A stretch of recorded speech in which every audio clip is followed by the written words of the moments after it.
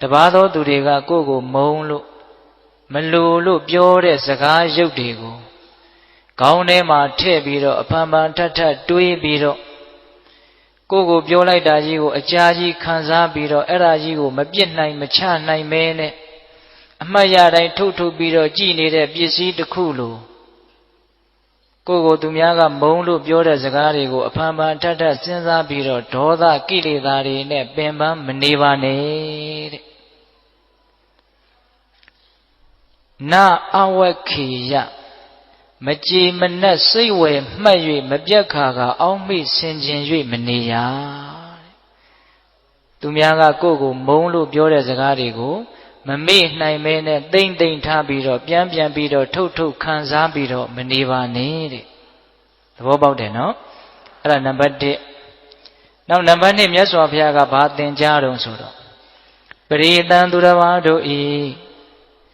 ကတာကတံပြုအပ်မပြုအပ်အယယဟုကောင်းမှုမကောင်းမှုတို့ကိုနာအဝခေယအလုတ်တစ်ခုဂယုပြု၍ကြည်ရှုဆင်ញင်၍မနေရသူများဘာတွေလုပ်တယ်ဘာတွေမလုပ်ဘူးဆိုတာကိုယ့်ရဲ့အလုတ်တစ်ခုကြီးလို့သဘောထားပြီးတော့စဉ်းစားရင်းနဲ့တန်ဖိုးရှိတဲ့အချိန်လေးမကုန်ပါစေနဲ့တဲ့တရားဓမ္မတို့ဘဝမှာခေါင်းထဲမှာတွေးနေတဲ့အတွေးတွေဟာသူများအကြောင်းတွေးနေတဲ့အတွေးတွေနဲ့အချိန်ကုန်ခဲ့တာများလှပြီဗျဟုတ်လားဒါကြောင့်မြတ်စွာဘုရားကတန်ဖိုးရှိတဲ့အလုပ်တွေကိုလုံနိုင်ခွင့်ရှိတဲ့ဒီအချိန်ဒီခွန်အားတွေကိုအရေးမပါအရာမရောက်တဲ့သူတစ်ပါးအကြောင်းတွေကိုတွေးရင်းနဲ့ပြုံးတီးသွားမှဆိုးလို့တားမြစ်တာဒါနံပါတ်2ဟုတ်လားနံပါတ်1ကသူများကကိုယ်ကိုမုန်းလို့ပြောတဲ့စကားတွေကိုတွေးပြီးတော့ဒေါသတွေဖြစ်ပြီးတော့မကြည်မနှက်နဲ့ခံစားမနေပါနဲ့ပြီးခဲ့ပါပြီဟုတ်လားနောက်သူတစ်ပါးဘာတွေလုပ်တယ်ဘာတွေမလုပ်ဘူးဆိုတာကိုအလုပ်တစ်ခုလိုသဘောထားပြီးတော့စဉ်းစားမနေပါနဲ့ဟုတ်လားနောက်နံပါတ်3အတ္တနောဝမိမိဣသာလျံ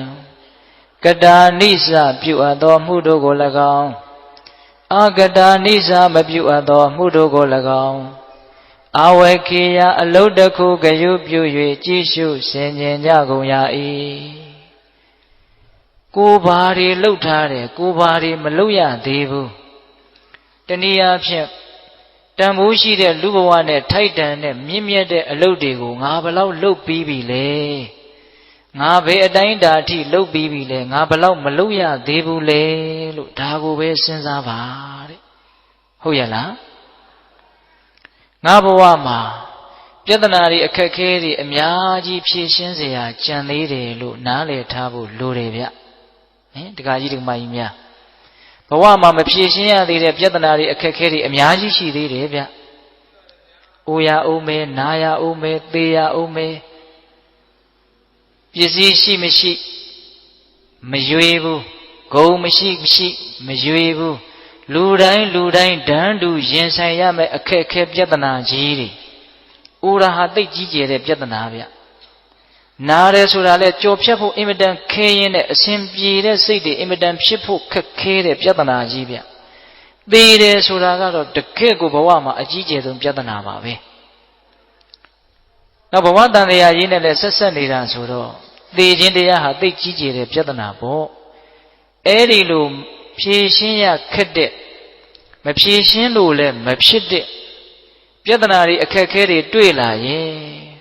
ဘယ်အတိုင်းတာအထိပြေလေအောင်ဖြေရှင်းနိုင်တဲ့အစွမ်းအစတွေရှိပြီလေအဲ့ဒါတည်းတဲ့ငါဘလောက်လုတ်ပြီးပြီလေလို့မစဉ်းစားသင့်ဘူးလား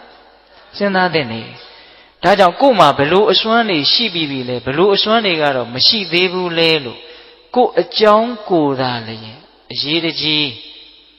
သဘောထားပြီးတော့စဉ်းစားရမယ်ဟုတ်ရဲ့လားအဓိပ္ပာယ်ဘယ်နှမျိုးပြောလိုက်လဲ3မျိုးပြောလိုက်တယ်ဘဝမှာအင်မတန်အခြေခံကြပြီးတော့အင်မတန်ရေးကြီးတဲ့ဆုံးမတော်မူချက်လို့ဦးဇင်းတို့ကတော့အဲ့ဒါလိုယုံကြည်ပါတယ်တခါကြီးတခါမကြီးများလည်းယုံကြည်ကြလိမ့်မယ်နဲ့တူပါတယ်ဒီကနေ့ညအဲ့ဒီအချက်ကလေး3ချက်ကိုတဏှာကြီးခွဲအတွင်းမှာဦးဇင်းတို့စွမ်းနိုင်တဲ့လောက်ချဲ့ထွင်ပြီးတော့ပြောသွားပါမယ်နော်အခုတော့ဦးဇင်းတို့ကဘာဆက်ပြောမှလဲဆိုတော့ဒီဂါထာလေးဟောကြားရခြင်းရဲ့အကြောင်းဝတ္ထုပြောပြမယ် ဒီဂါထာကိုမြတ်စွာဘုရားဘာကြောင့်ဟောတယ်လဲဆိုတဲ့အကြောင်းနိဒန်းပေါ့တာဝတိမြို့မှာမအေးတစ်ခုသားတစ်ခုလင်ယောက်ျားကဆုံးမသွားလို့မအေးတစ်ခုသားတစ်ခုနေထိုင်တဲ့ဒကမာကြီးတစ်ယောက်ရှိတယ်တူရီသောသားလေးသူ့မှာအဲ့ဒီတူရီသောသားလေးအပြင်သူအင်မတန်ကြည်ညိုတဲ့မျက်နှိုးတဲ့ပါဝေယကလို့အမည်ရှိတဲ့ဒိဋ္ဌိတက္ကရွန်တစ်ယောက်လည်းရှိတယ်သူကမြတ်စွာဘုရားနဲ့ခင်ဆိုတော့အဲ့ဒီတက္ကရွန်ကိုသူကအင်မတန်ကြည်ညိုတာသားလို့လည်းချစ်တယ်လှုပ်เสียရှိတဲ့လှုပ်ဆိုရင်အဲ့ဒီတက္ကရွန်ကိုအမြဲတမ်းတိုင်ပင်တယ်ဒီလိုနဲ့နေလာရင်းနဲ့သုံးလောကထိုတာသဗ္ဗညုမြတ်စွာဘုရားပွင့်တော်မူလာတော့တာဝတိမြို့တွေကလူတွေအချင်းချင်းပြောကြရင်းနဲ့ဘုရားရဲ့ဂုဏ်တွေဘုရားရဲ့ကျေးဇူးတွေကသူ့ရဲ့နားထဲကိုရောက်လာတယ်။တာကီဝေမင်းသားမြတ်စွာဘုရားဟာကိလေသာခတ်သိမ်းချုပ်ငြိမ်းတော်မူတဲ့မကောင်းတဲ့စိတ်အညစ်အကြေးပူလောင်စေတတ်တဲ့စိတ်ဓာတ်တွေဘာမှမရှိတော့ဘူးတဲ့ဂေါရမဗုဒ္ဓဆိုတဲ့မြတ်စွာဘုရားဟာသိစေရတရားအလုံးစုံကိုအကုန်လုံးသိတော်မူတဲ့ချမ်းသာကြောင့်တရားဆင်းရဲကြောင့်တရားအကုန်လုံးသိတော်မူတဲ့ဒါဘုရားရဲ့ဂုဏ်တော်ကျေးဇူးတော်အနန္တရှိတဲ့အ내ကဒါအကျဉ်းချုပ်လိုက်မယ်ဆိုရင်ဒီနှမျိုးပဲဒါလေးလည်းပဲအပြေးလွှားလေးမှတ်လိုက်ပါဦးဗျာမြတ်စွာဘုရားရဲ့ဂုဏ်ကိုအကျဉ်းချုပ်မယ်ဆိုလို့ရှိရင်ကိလေသာနဲ့သိစေရာကုန်တာပိဋိဘာနဲ့ဘာကုန်နဲ့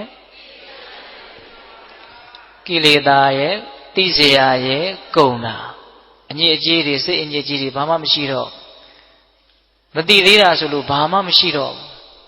အဲ့ဒါလို့ဘုရားရဲ့ဂုဏ်တော်ကျေးဇူးတော်တွေကိုကြားရတော့ဒကမာကြီးကမြတ်စွာဘုရားကိုသွားပြီးတော့ဖူးခြင်းတယ်အဲ့ဒီတော့သူ့ရဲ့သားလို့ချစ်ရတဲ့ကြည်ညိုရတဲ့ပါဝေယကကိုသွားပြီးတော့တိုင်ပင်တယ်အမေအဲ့ဒီဂေါရမဗုဒ္ဓဆိုတဲ့မြတ်စွာဘုရားကိုဖူးခြင်းတယ်အဲ့ဒီလိုလဲပြောလိုက်ရောပါဝေယကလူလေပဲဗျဂေါရမဗုဒ္ဓနဲ့သာသွားတွေ့မယ်ဆိုရင်သူ့ကိုကြည်ညိုသွားတာနဲ့ငါ့ကိုလုံးဝထက်တွက်တော့မှမဟုတ်တော့ဘူးတဲ့သူ့စိတ်ထဲမှာစဉ်းစားတာခမရဘာလို့သွားပြီးတော့ဖူးမြော်မှာလဲအဲ့ဒီဂေါရမဗုဒ္ဓဆိုတဲ့ပုဂ္ဂိုလ်ဟာအာဝတ္တနိယမာယာအောက်လန်းပညာတတ်တယ်သူသည်ရောက်လာတဲ့ပုဂ္ဂိုလ်တွေကိုမကြည်ညိုရမနေနိုင်အောင်ဆွဲဆောင်တတ်တဲ့အတတ်ပညာဘုရားလက်ထက်ကဒိဋ္ဌိတွေကမြတ်စွာဘုရားကိုမနာလို့တော့အဲ့ဒါလိုအပုတ်ချကြတာအမှန်ကတော့မြတ်စွာဘုရားဆိုတာကသိပြီးတော့တပ်ပယ်တဲ့ရုပ်အစင်းကိလေသာကိန်းနေလို့အင်မတန်ငြိမ်းချမ်းနေတဲ့မျက်နှာအဲ့ဒါလိုရုပ်အစင်းဘက်ကရောဓမ္မဘက်ကရောပြောစရာမရှိအောင်ပြည့်စုံတာဆိုတော့မြင်ရရင်မကြည်ညိုရရင်မနေနိုင်ဘူးအဲ့ဒါကိုမနာလို့အဲ့ဒါလိုမြတ်စွာဘုရားကိုအာဝတ္တနိယမာယာတတ်တယ်လို့ပြောကြတာတဲ့အဲ့ဒါလိုပြောပြီးတော့တားလိုက်တော့ဒကမာကြီးကနောက်ဆုတ်သွားရောနောက်ရက်အနှဲငယ်ကြတော့ဒုတိယံပြီးနှစ်ကြိမ်မြောက်မြတ်စွာဘုရားကိုဖူးမြော်ခြင်းတော့သွားပြီးတော့တိုင်မင်းနဲ့တားပြန်တာပဲတတိယအကြိမ်တိုင်မင်းနဲ့တားပြန်တာပဲသရုဋ္ဌအကြိမ်ကြတော့မတိုင်မင်းတော့ဘူးအဲ့ဒါမြတ်စွာဘုရားစီကိုသူ့ရဲ့သားအရင်ကိုလွှတ်တယ်ငါသားမနေ့ပြန်မနေ့မှာအဲ့ဒီမြတ်စွာဘုရားကိုနောက်ပါတန်ခါများစွာနဲ့အိမ်ကိုဆွမ်းစားကြွပါလို့သွားပြီးတော့ပင့်ကြည်လို့ခိုင်းလိုက်တယ်အိမ်မှာမန္တကြီးထိုးပြီးတော့မြတ်စွာဘုရားတန်ခါတော်တွေဖုံးပေးဖို့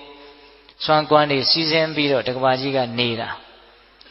အဲ့ဒါဘုရားသွားပင့်တဲ့သားကဘုရားစီတန်းမသွားဘဲနဲ့ပါဝေယကစီကိုဝင်တာဝင်တဲ့အခါကျတော့မင်းဘယ်သွားမှတို့မြတ်စွာဘုရားကိုအမေကသွားပင့်ခိုင်းလို့ဖေဟာသွားမပင့်နဲ့ကွာအမေစကားနားမထောင်ပဲမနေရဲဘူးဖေအေးအဲ့ဒီလိုဆိုရင်မင်းအမေစကားကိုလည်းနားမထောင်ရမရောက်အောင်ငါတို့အကြံစီလဲအောင်မြင်အောင်မင်းဖះစီကိုသွားပြီးတော့ပင့်တော့ပင့်ခဲ့ကွာဒါပေမဲ့လို့မြတ်စွာဘုရားကြွလာရမယ့်နေရာကဘယ်နေရာဘယ်လမ်းဘယ်စုအိမ်လို့မင်းနေရာဒေသကိုမပြောခဲ့နဲ့တဲ့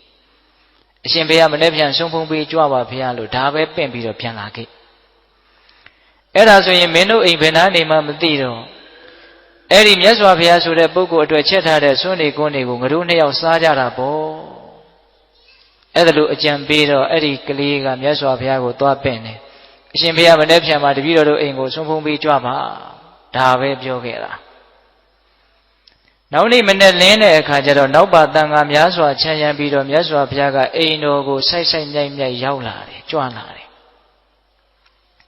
မြတ်စွာဘုရားရောက်မလာခင်မှာတက္ကတုံးကအရင်ရောက်လာတော့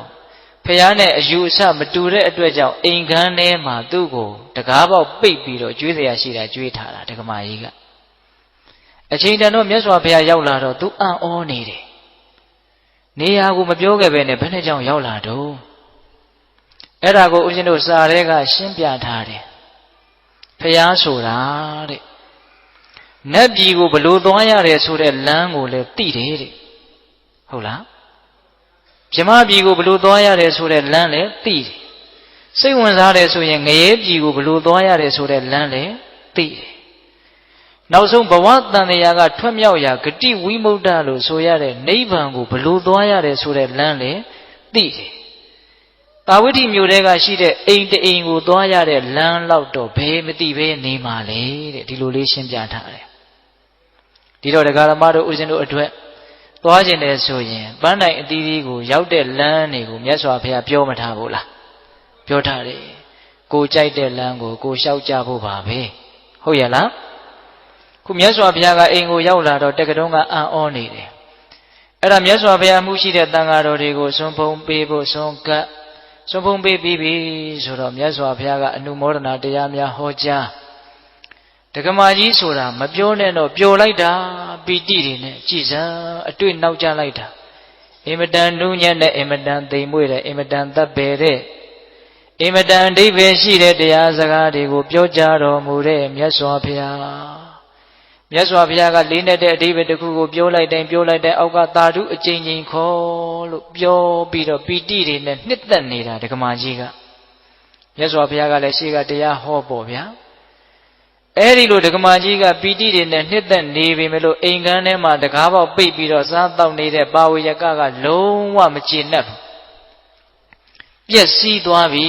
တဲ့ငါရဲ့လက်လာဘတွင်ကြီးခန်းချောက်သွားပြီ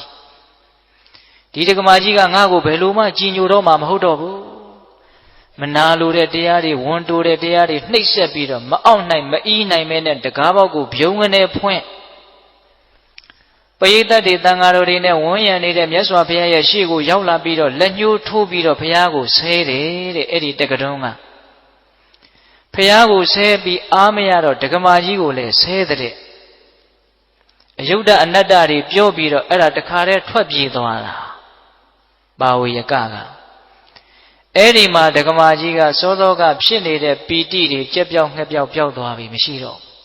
ရှက်လိုက်တာပရိသတ်ကြားတဲ့တန်ဃာတော်တွေရဲ့ရှိဘုရားရှင်ကိုတော်မြတ်ရဲ့ရှိငါမှဒီလိုယုံညံ့တဲ့ပုဂ္ဂိုလ်ကိုကိုးကွယ်ထားရတယ်ဒီလိုယုံညံ့တဲ့ပုဂ္ဂိုလ်နဲ့မိတ်ဆွေအပေါင်းအသင်းရှိတယ်လို့သူများတွေသိကုန်ပြီမျက်နာဓာတ်နဲ့သာလှီးပစ်လိုက်ခြင်းတော့ငါတစ်သက်လုံးကျွေးခဲ့မွေးခဲ့တဲ့ကျေးဇူးဂုဏ်ကိုမှမထောက်ငါကိုလူကြားတဲ့ပက်ပက်ဆက်ဆက်ပြောသွားတယ်ဆိုပြီးတော့ပါဝေယကရဲ့အကြောင်းကိုတွေးရင်နဲ့စောစောကဓမ္မကြောင့်ဖြစ်နေတဲ့ပီတိတွေရှိသေးသလားမရှိတော့ဘူးမြတ်စွာဘုရားရှိကဘာတွေဟောလို့ဟောနေမှန်းကိုမသိတော့ဘူးအဲ့ဒါလောက်ထိဖြစ်သွားတာ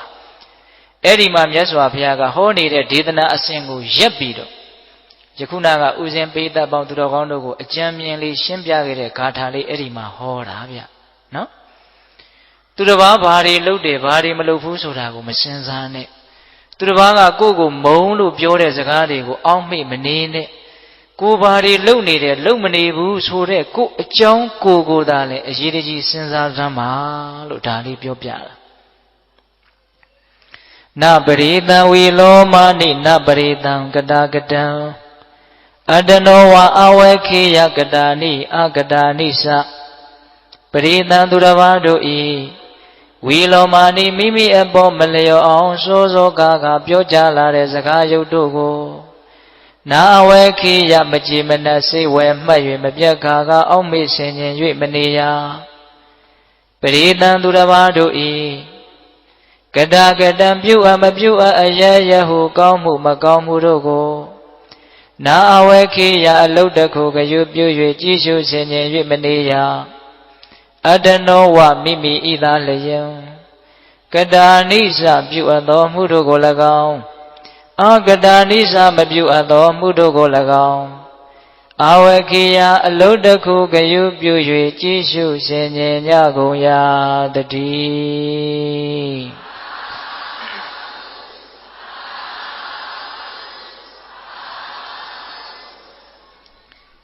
ဒီအဓိပ္ပာယ်လေး၃ချက်ကိုဒီကနေ့ညဦးဇင်းတို့ရှင်းပြမှာနော်နံပါတ်1သူတစ်ပါးကကိုယ့်ကိုမုန်းလို့ပြောတဲ့စကားတွေပတ်ဝန်းကျင်ကနေကိုယ့်အကြောင်းကိုပြောနေတဲ့တကားသံတွေနဲ့ပတ်သက်ပြီးတော့ဘယ်လိုစဉ်းစားကြမလဲဟုတ်လားနံပါတ်2ကိုယ့်ပတ်ဝန်းကျင်မှာရှိနေတဲ့လူသားတွေနဲ့ပတ်သက်ပြီးတော့သူတို့ရဲ့ကာယကံမှုဝစီကံမှုသူတို့ရဲ့ကောင်းမကောင်းအလုပ်တွေနဲ့ပတ်သက်ပြီးတော့ဘယ်လိုသဘောထားကြမလဲနော်နံပါတ်3ကိုယ့်အကြောင်းနဲ့ပတ်သက်ပြီးတော့ဘယ်လိုသဘောထားကြမလဲအရေးမကြီးဘူးလားအရေးကြီးတယ်ကိုယ်ခေါင်းထဲမှာသူများအကြောင်းတွေရှိခြင်းရှိသူများအကြောင်းမရှိရင်ကိုယ်အကြောင်းရှိတယ်ဘယ်ဟာကအရှိများလဲ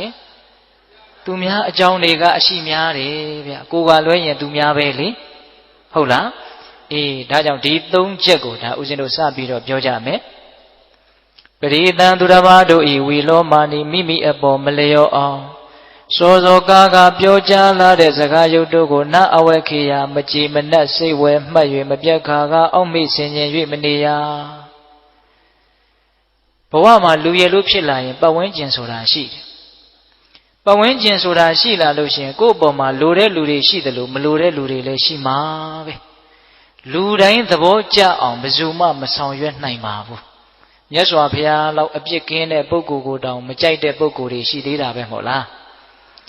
မကြိုက်ရင်မကြိုက်သည့်အားလျော်စွာသူတို့မကြိုက်တဲ့အထင်ကိုနှုတ်ကမြက်ပြီးတော့ပြောမှာပဲဗျအဲ့ဒါတားလို့မရဘူး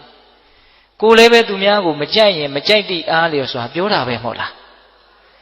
အဲ့တော့သူ့အထင်ကိုသူလွတ်လွတ်လပ်လပ်ဖော်ထုတ်တာကိုကိုကဘာခံစားရရှိလဲစဉ်းစားကြည့်နော်ဒကာကြီးဒီမိုင်းများသူမကြိုက်လို့မကြိုက်ဘူးပြောတဲ့ကိစ္စ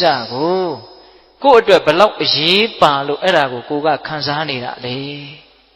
မခံစားသင့်ဘူးဗျသူပြောတာသူစကားသူထင်တာသူအထင်ဟာကိုယ့်ကိုဘာမှတကယ်တမ်းကပြောင်းလဲသွားစေတာမဟုတ်ဘူးဆိုလိုတာကသူ့ရဲ့စကားတန်တွေဟာကိုယ့်အပေါ်မှာဘာအကျိုးသက်ရောက်မှုမှတကယ်စင်စစ်ကတော့မရှိဘူးဟုတ်လားအဲ့ဒီစကားတန်ကြောင့်တော့ကိုဘာမှဖြစ်မသွားဘူးချီးမွမ်းလို့လည်းပဲကိုတကယ်ကောင်းမသွားဘူးပင်ကိုကမကောင်းရင်မကောင်းပဲကဲရဲ့လို့လည်းပဲကိုတကယ်ယုံမာတဲ့လူတယောက်ဖြစ်မသွားဘူးကိုပင်ကိုကဆိုးရင်ဆိုးမှာပဲကိုပင်ကိုကကောင်းရင်ကောင်းမှာပဲဟုတ်လားဒါကြောင့်စကားသံတွေနဲ့ပတ်သက်ပြီးတော့ခိုင်မာတဲ့စိတ်ဓာတ်ရှိဖို့လိုအပ်တယ်ပတ်ဝန်းကျင်ကပြောတိုင်းတုံလှုပ်နေမယ်ဆိုလို့ရှိရင်တည့်ရွက်6တည့်ရွက်လို့ကိုယ့်ရဲ့ဘဝဟာလွင့်မျောသွားနိုင်တယ်ဟုတ်လားဒါကြောင့်မြတ်စွာဘုရားကသေလောယထဧကကနောဝါတေနနသမိရတိဧဝောနေနပတံသာတုနသမိစံတိပန္တိတာအမျှော်မြင်ကြီးတဲ့လူဉာဏ်ရှိတဲ့လူဆိုတာပတ်ဝန်းကျင်ကထွက်လာတဲ့ချီးမွမ်းခြင်းကဲ့ရဲ့ခြင်းစကားသံတွေကိုမတုံလှုပ်သင့်ဘူးတဲ့ဥပမာဘာနဲ့တူလဲဆိုရင်တခဲနဲ့ကြောက်သားနဲ့ပြီးတဲ့ကြောက်တောင်ကြီးဟာအရက်လေးမျက်နှာကတိုက်ခတ်လာတဲ့လေတို့ကြောင့်မတုံလှုပ်တယ်လို့မျိုးပဲတဲ့ဉာဏ်ရှိတဲ့လူဆိုတာအဲ့တော့ပတ်ဝန်းကျင်ကလေသူများရဲ့နှုတ်ဖျားကနေပြီးတော့အတန်တီးဟူသောလေတွေကတော့ကိုယ်စီကိုတိုက်ခတ်လာမှာပဲလေကိုကအဲ့ဒါတုံလှုပ်နေမယ်ဆိုလို့ရှိရင်ကိုယ့်ရဲ့ဘဝဟာဘာမှခိုင်မာမှုမရှိတော့ဘူးအဲ့တော့သူများပြောတိုင်းခံစားမနေနဲ့ခံစားနေရင်ကိုယ်မှာဒေါသဖြစ်တဲ့အချိန်ကုန်တယ်ဘာအကျိုးမှမရှိဘူးမခံစားဖို့ရာကလည်းကိုကနှလုံးသွင်းမှန်ဖို့လိုသေးတယ်ဘယ်လိုနှလုံးသွင်းရမှာလဲဆိုတော့အဲ့ဒီစကားသံတက်ကြောင့်တော့ငါဘာမှပြောင်းလဲမသွားဘူးဆိုတဲ့အချက်သူကောင်းတယ်ပြောလို့လည်းတကယ်ကောင်းတာမဟုတ်သူဆိုးတယ်ပြောလို့လည်းကိုတကယ်ဆိုးသွားတာမဟုတ်ဘူးကိုကတော့ငကိုအတိုင်းပဲသူထင်တာသူ့အထင်ပဲလေသူပြောတာသူ့အပြောပဲလေဟုတ်လားတချို့ဒါကိုသဘောမပေါက်တော့ကဲ့ရဲ့တန်ကိုမခံနိုင်လို့ရှက်လွန်းလို့ဘဝကိုအဆုံးစီရင်သွားတဲ့လူတွေတောင်ရှိတယ်ဟုတ်လားချီးမွမ်းတဲ့တွေကိုမခံနိုင်လို့အောက်ခြေတွေလော့ပြီးတော့တဲဟုတ်တဲ့ငါပဲဆိုပြီးတော့မတူမတန်တယ်လို့ပတ်ဝန်းကျင်ကိုဆက်ဆံသည့်အထိမိုက်မဲတဲ့လူတွေရှိတယ် ချီးမွမ်းခြင်းကဲ့ရဲ့ခြင်းလေပြင်းကြားမှာမရှိမလားကြဆုံးသွားတာဟုတ်လားဒါကြောင့်ဘေးကဘာပြောဒါလေးနဲ့ပတ်သက်ပြီးတော့အတုယူเสียအားကြเสียလေးဦးဇင်းတို့ပြောပြခြင်းတယ်မြတ်စွာဘုရားလက်ထက်ကယဟန်တော်လေးတစ်ပါးတောရဆောက်တည်ပြီးတော့တောအုပ်ရဲ့တနေရာမှာသင်္ကန်းကျောင်းလေးဆောက်ပြီးတော့ရွာနဲ့မနီးမဝေးတည်င်းသုံးပြီးတော့နေတာထူးခြားတာကဘာလဲဆိုတော့အဲ့ဒီရွာကအိမ်တအိမ်ကဒကာဒကမတွေနဲ့အဲ့ဒီယဟန်တော်လေးကအင်မတန်ရင်းနှီးတယ်အင်မတန်ခင်တယ်ခင်တော့တခါဆိုအဲ့ဒီအိမ်ကိုသွားပြီးတော့လဲတယ်တရားစကားပြောတယ်အိမ်ကလူတွေကလည်းသူ့ကိုသားလို့ညီလို့အကိုလို့ချစ်တယ်ခင်တယ်ကြည်ညိုတယ်ပေါ့ဟုတ်လားအဲ့ဒီလိုနဲ့တခါတလေဆိုသူကညင့်နဲ့မှပြန်တယ်အဲ့ဒီအိမ်မှာပဲနေတာအဲ့ဒီလိုနဲ့ဆက်ဆံမှုကသိရင်းနှီးလွန်းတော့အဲ့ဒီသင်္ကန်းကျောင်းလေးနားမှာရှိတဲ့တစ်ပင်ကိုစောင့်တဲ့တစ်ပင်ဆောင်နှက်ကစိုးရိမ်တယ်ဒီယဟန်လေးရဲ့ပုံမှာသူကမေတ္တာရှိတယ်ဗျဒီယဟန်လေးအဲ့ဒီအိမ်ကိုအင်မတန်ရင်းနှီးတာပဲရင်းနှီးလွန်းအားကြီးပြီးတော့ပျက်စီးသွားရင်တော့ဒုက္ခအဲ့ဒီလိုယဟန်တော်လေးအပေါ်မှာကောင်းစေခြင်းနဲ့စိတ်ရှိတဲ့အတွက်ကြောင့်ပျက်စီးမှဆိုးလို့ဆိုပြီးတော့အဲ့ဒီအိမ်ကိုမသွားအောင်ဆိုပြီးတော့ဘာလုပ်တယ်လဲဆိုတော့အဲ့ဒီနတ်ကအဲ့ဒီယဟန်တော်လေးနဲ့ယင်းနှီးတဲ့အိမ်ကဒကမဟန်ဖန်ဆင်းပြီးတော့နတ်ကဖန်ဆင်းတာနော်ဒကမဟန်ဖန်ဆင်းပြီးတော့အဲ့ဒီယဟန်တော်လေးစီကိုရောက်လာတယ်ရောက်လာတော့ကိုတော်လေးကအဲ့ဒါကိုနတ်လို့ဘယ်သိမှလဲသူ့အိမ်ကဒကမပဲလို့ထင်တာအဲ့ဒီမှာဒကမကလျှောက်တယ်တဲ့အရှင်ဘုရားလမ်းစုံလမ်းကွာလမ်းလေးကွာလူတွေဆုံတိုင်းယထာစိတ်တွေမှာဥယျာဉ်တွေအပန်းဖြေတဲ့နေရာတွေမှာလူတွေစုပြီးတော့အရှင်ဘုရားနဲ့တပည့်တော်ကိုဘာလို့ညာလို့ပြောနေကြတယ်တဲ့ပိဋကရေဘယ်သူကပြောတာတော့နတ်ကပြောတာဘယ်သူပုံစံဖန်ဆင်းပြီးတော့ပြောနေတာလဲဒကမပုံစံဖန်ဆင်းပြောနေတာတော်ယုံတန်ယုံလူဆိုရင်အဲ့ဒီယဟန်တော်လေးနေရာမှာနေကြည့်ဘလောက်တုန်လှုပ်သွားမလဲဒကမာကြီးကိုယ်တိုင်လာပြောနေတာနော်အဲ့ဒီလိုပြောတော့အဲ့ဒီယဟန်တော်လေးကပြန်ပြောတဲ့စကားကအင်မတန်အနှစ်ရှိသူညံဘလောက်ကြီးသလဲလောကရဲ့အပေါ်မှာသူဘလို့ရှုမြင်ထားသလဲဆိုတာကိုခံမှန်းလို့ရတယ်ဘာပြန်ပြောတုံဆိုတော့ဒကမာကြီးတဲ့ကိုယ့်ရဲ့နားတဲ့ကိုပတ်ဝန်းကျင်ကသကားတန်တွေဆိုတာအမျိုးစုံနေအောင်ရောက်လာနိုင်တာပဲတဲ့အဲ့ဒါကိုတားလို့စီးလို့မရပါဘူးတဲ့သူများပါဇက်ပေါက်တွေဘယ်လိုလုပ်လိုက်ပိတ်မှာလဲဟင်ဒကမာကြီးအဲ့ဒီစကားတန်တွေနဲ့ပတ်သက်ပြီးတော့တားလို့စီးလို့မရပါဘူးတဲ့သူဆက်ပြောတာလေးကသိစိတ်ဝင်စားစရာကောင်းတယ်ဒေနာထိုစကားကြောင့်မင်းခုမျက်နှာမသားမရသည်မှာဟုတ်တပံမဖြစ်ထိုက်ပါဘူးပတ်ဝန်းကျင်ကစကားတန်တွေကြောင့်မျက်နှာမသားမရမဖြစ်ထိုက်ဘူးတဲ့နော်ဘာဆက်ပြောတော့ဒေနာဟိထိုစကားတန်တို့ကြောင့်ဒေနာထိုစကားတန်တို့ကြောင့်အဟံငါသည်အဲ့ဒီစကားတန်တွေကြောင့်ငါဟာဘာမှယုံညံ့သွားတဲ့ပုဂ္ဂိုလ်တယောက်ဖြစ်မသွားဘူးစကားတန်တွေကြောင့်သူဘာမှယုံညံ့တဲ့လူတယောက်ဖြစ်မသွားဘူးစောစောကဥသင်ပြောခဲ့တဲ့အဓိပ္ပာယ်ပေါ့နော်စကားတန်တွေကြောင့်တော့ကိုဟာယုံညံ့တဲ့လူဖြစ်မသွားဘူးပင်ကိုယ်ကကောင်းရင်ကောင်းမှာပဲပေါ့ဟုတ်လားအဲ့ဒီလိုယဟန်တော်လေးကပြောပြီးတော့တောထဲမှာမိဂဝါဒဆိုပြီးတော့လူတွေကိုအင်မတန်ကြောက်တဲ့သမင်ဟာအစာရှာစားရင်းနဲ့ချက်ခနဲ့ကြားတိုင်းခေါင်းထောင်ကြည့်ချက်ခနဲ့ကြားတိုင်းခေါင်းထောင်ကြည့်အတန်နဲ့ပတ်သက်ပြီးတော့အဲ့ဒါလောက်တုန်လှုပ်နေရင်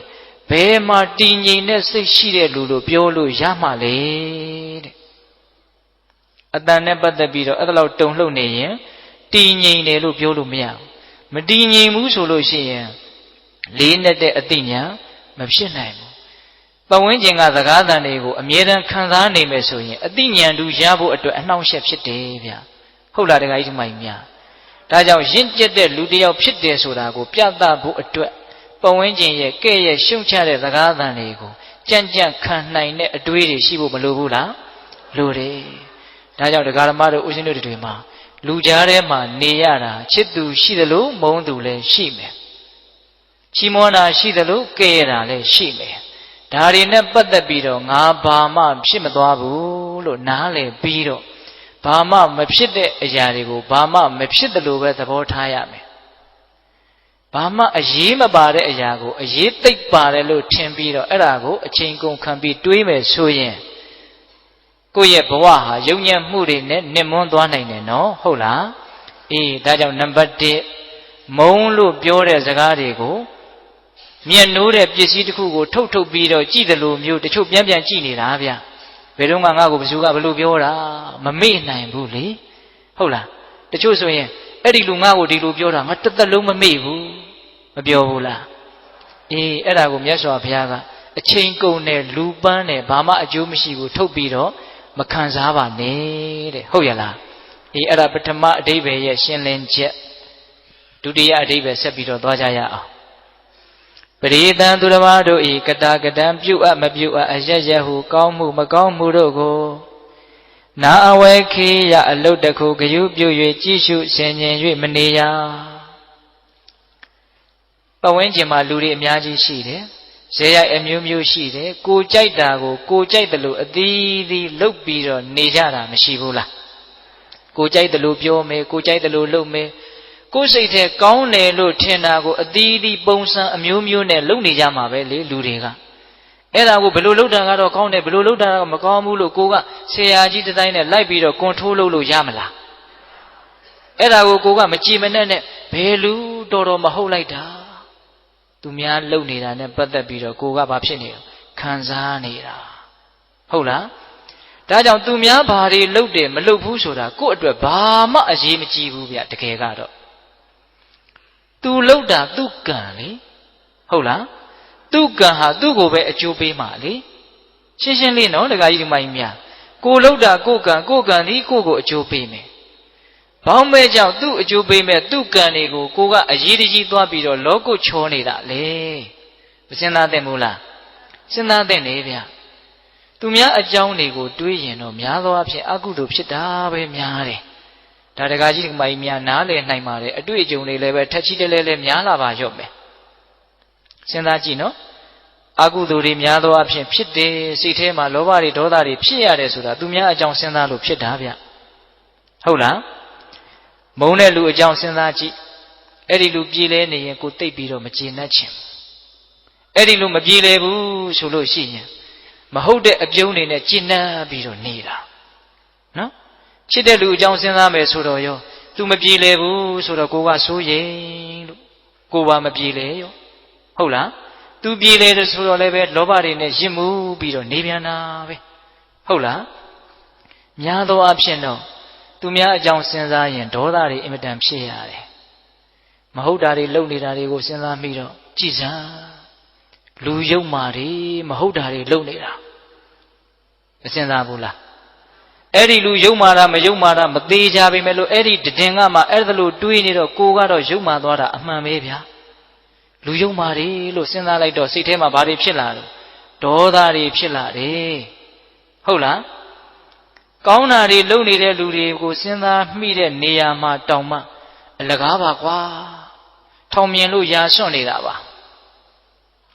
အလကားစိတ်ကောင်းနှလုံးကောင်းနဲ့လုပ်နေတာမဟုတ်ပါဘူးလို့စိတ်ထဲကဒေါသတွေဖြစ်တာရောမရှိဘူးလားရှိတယ်သူများအကြောင်းတွေကလည်းကိုယ့်ရဲ့နားတဲ့စိတ်ထဲကိုပုံသဏ္ဍာန်အမျိုးမျိုးနဲ့ဝင်နေတာဗျသတင်းသားတွေကလည်းဝင်နေ TV တွေကလည်းဝင်နေရေဒီယိုတွေကလည်းဝင်နေသူများအကြောင်းတွေခေါင်းနဲ့အမြဲတမ်းရောက်မနေဘူးလားရောက်နေတယ်အဲ့ဓာတွေကိုစဉ်းစားရင်နဲ့ကိုတကယ်လုပ်ရမယ့်အလုပ်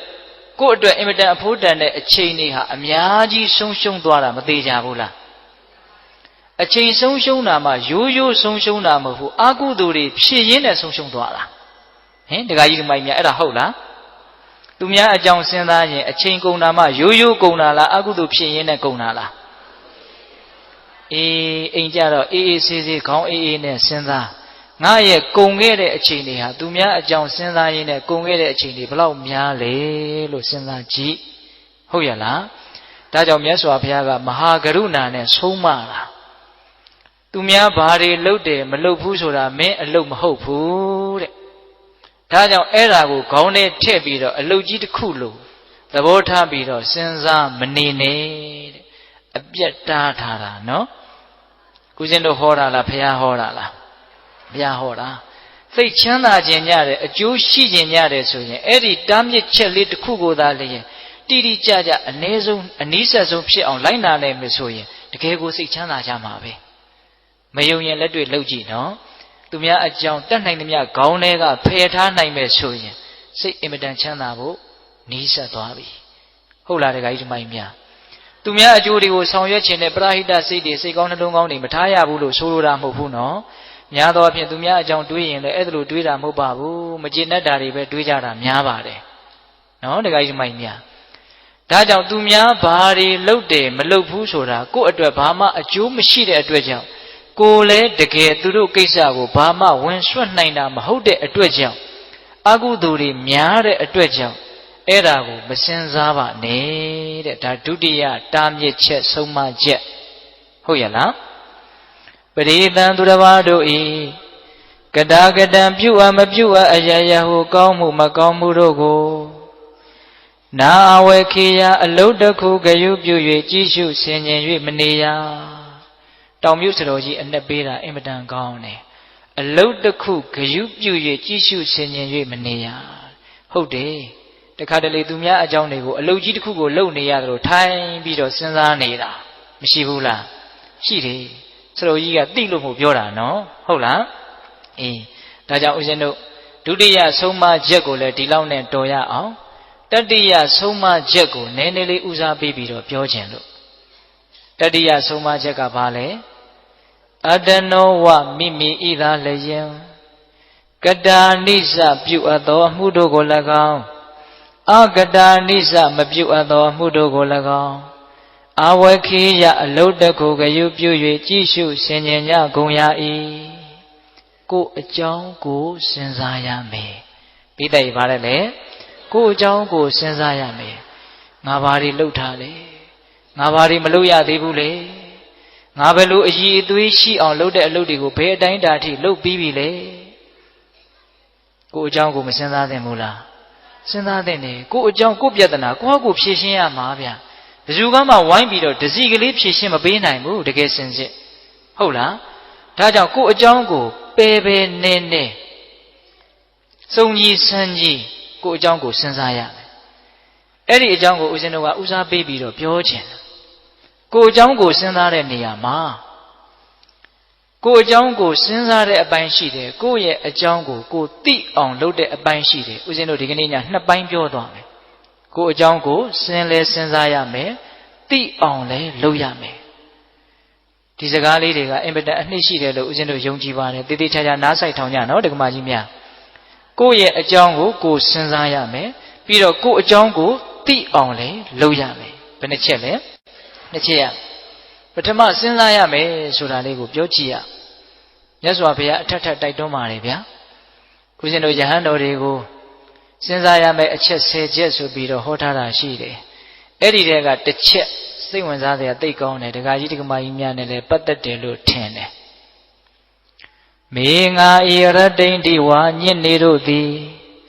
ကထံဘူတတအဘေသူဖြစ်ဖြစ်စဉ်ဝီတိဝတ္တန္တိကုံလွန်၍သွားကြကုန်သနည်း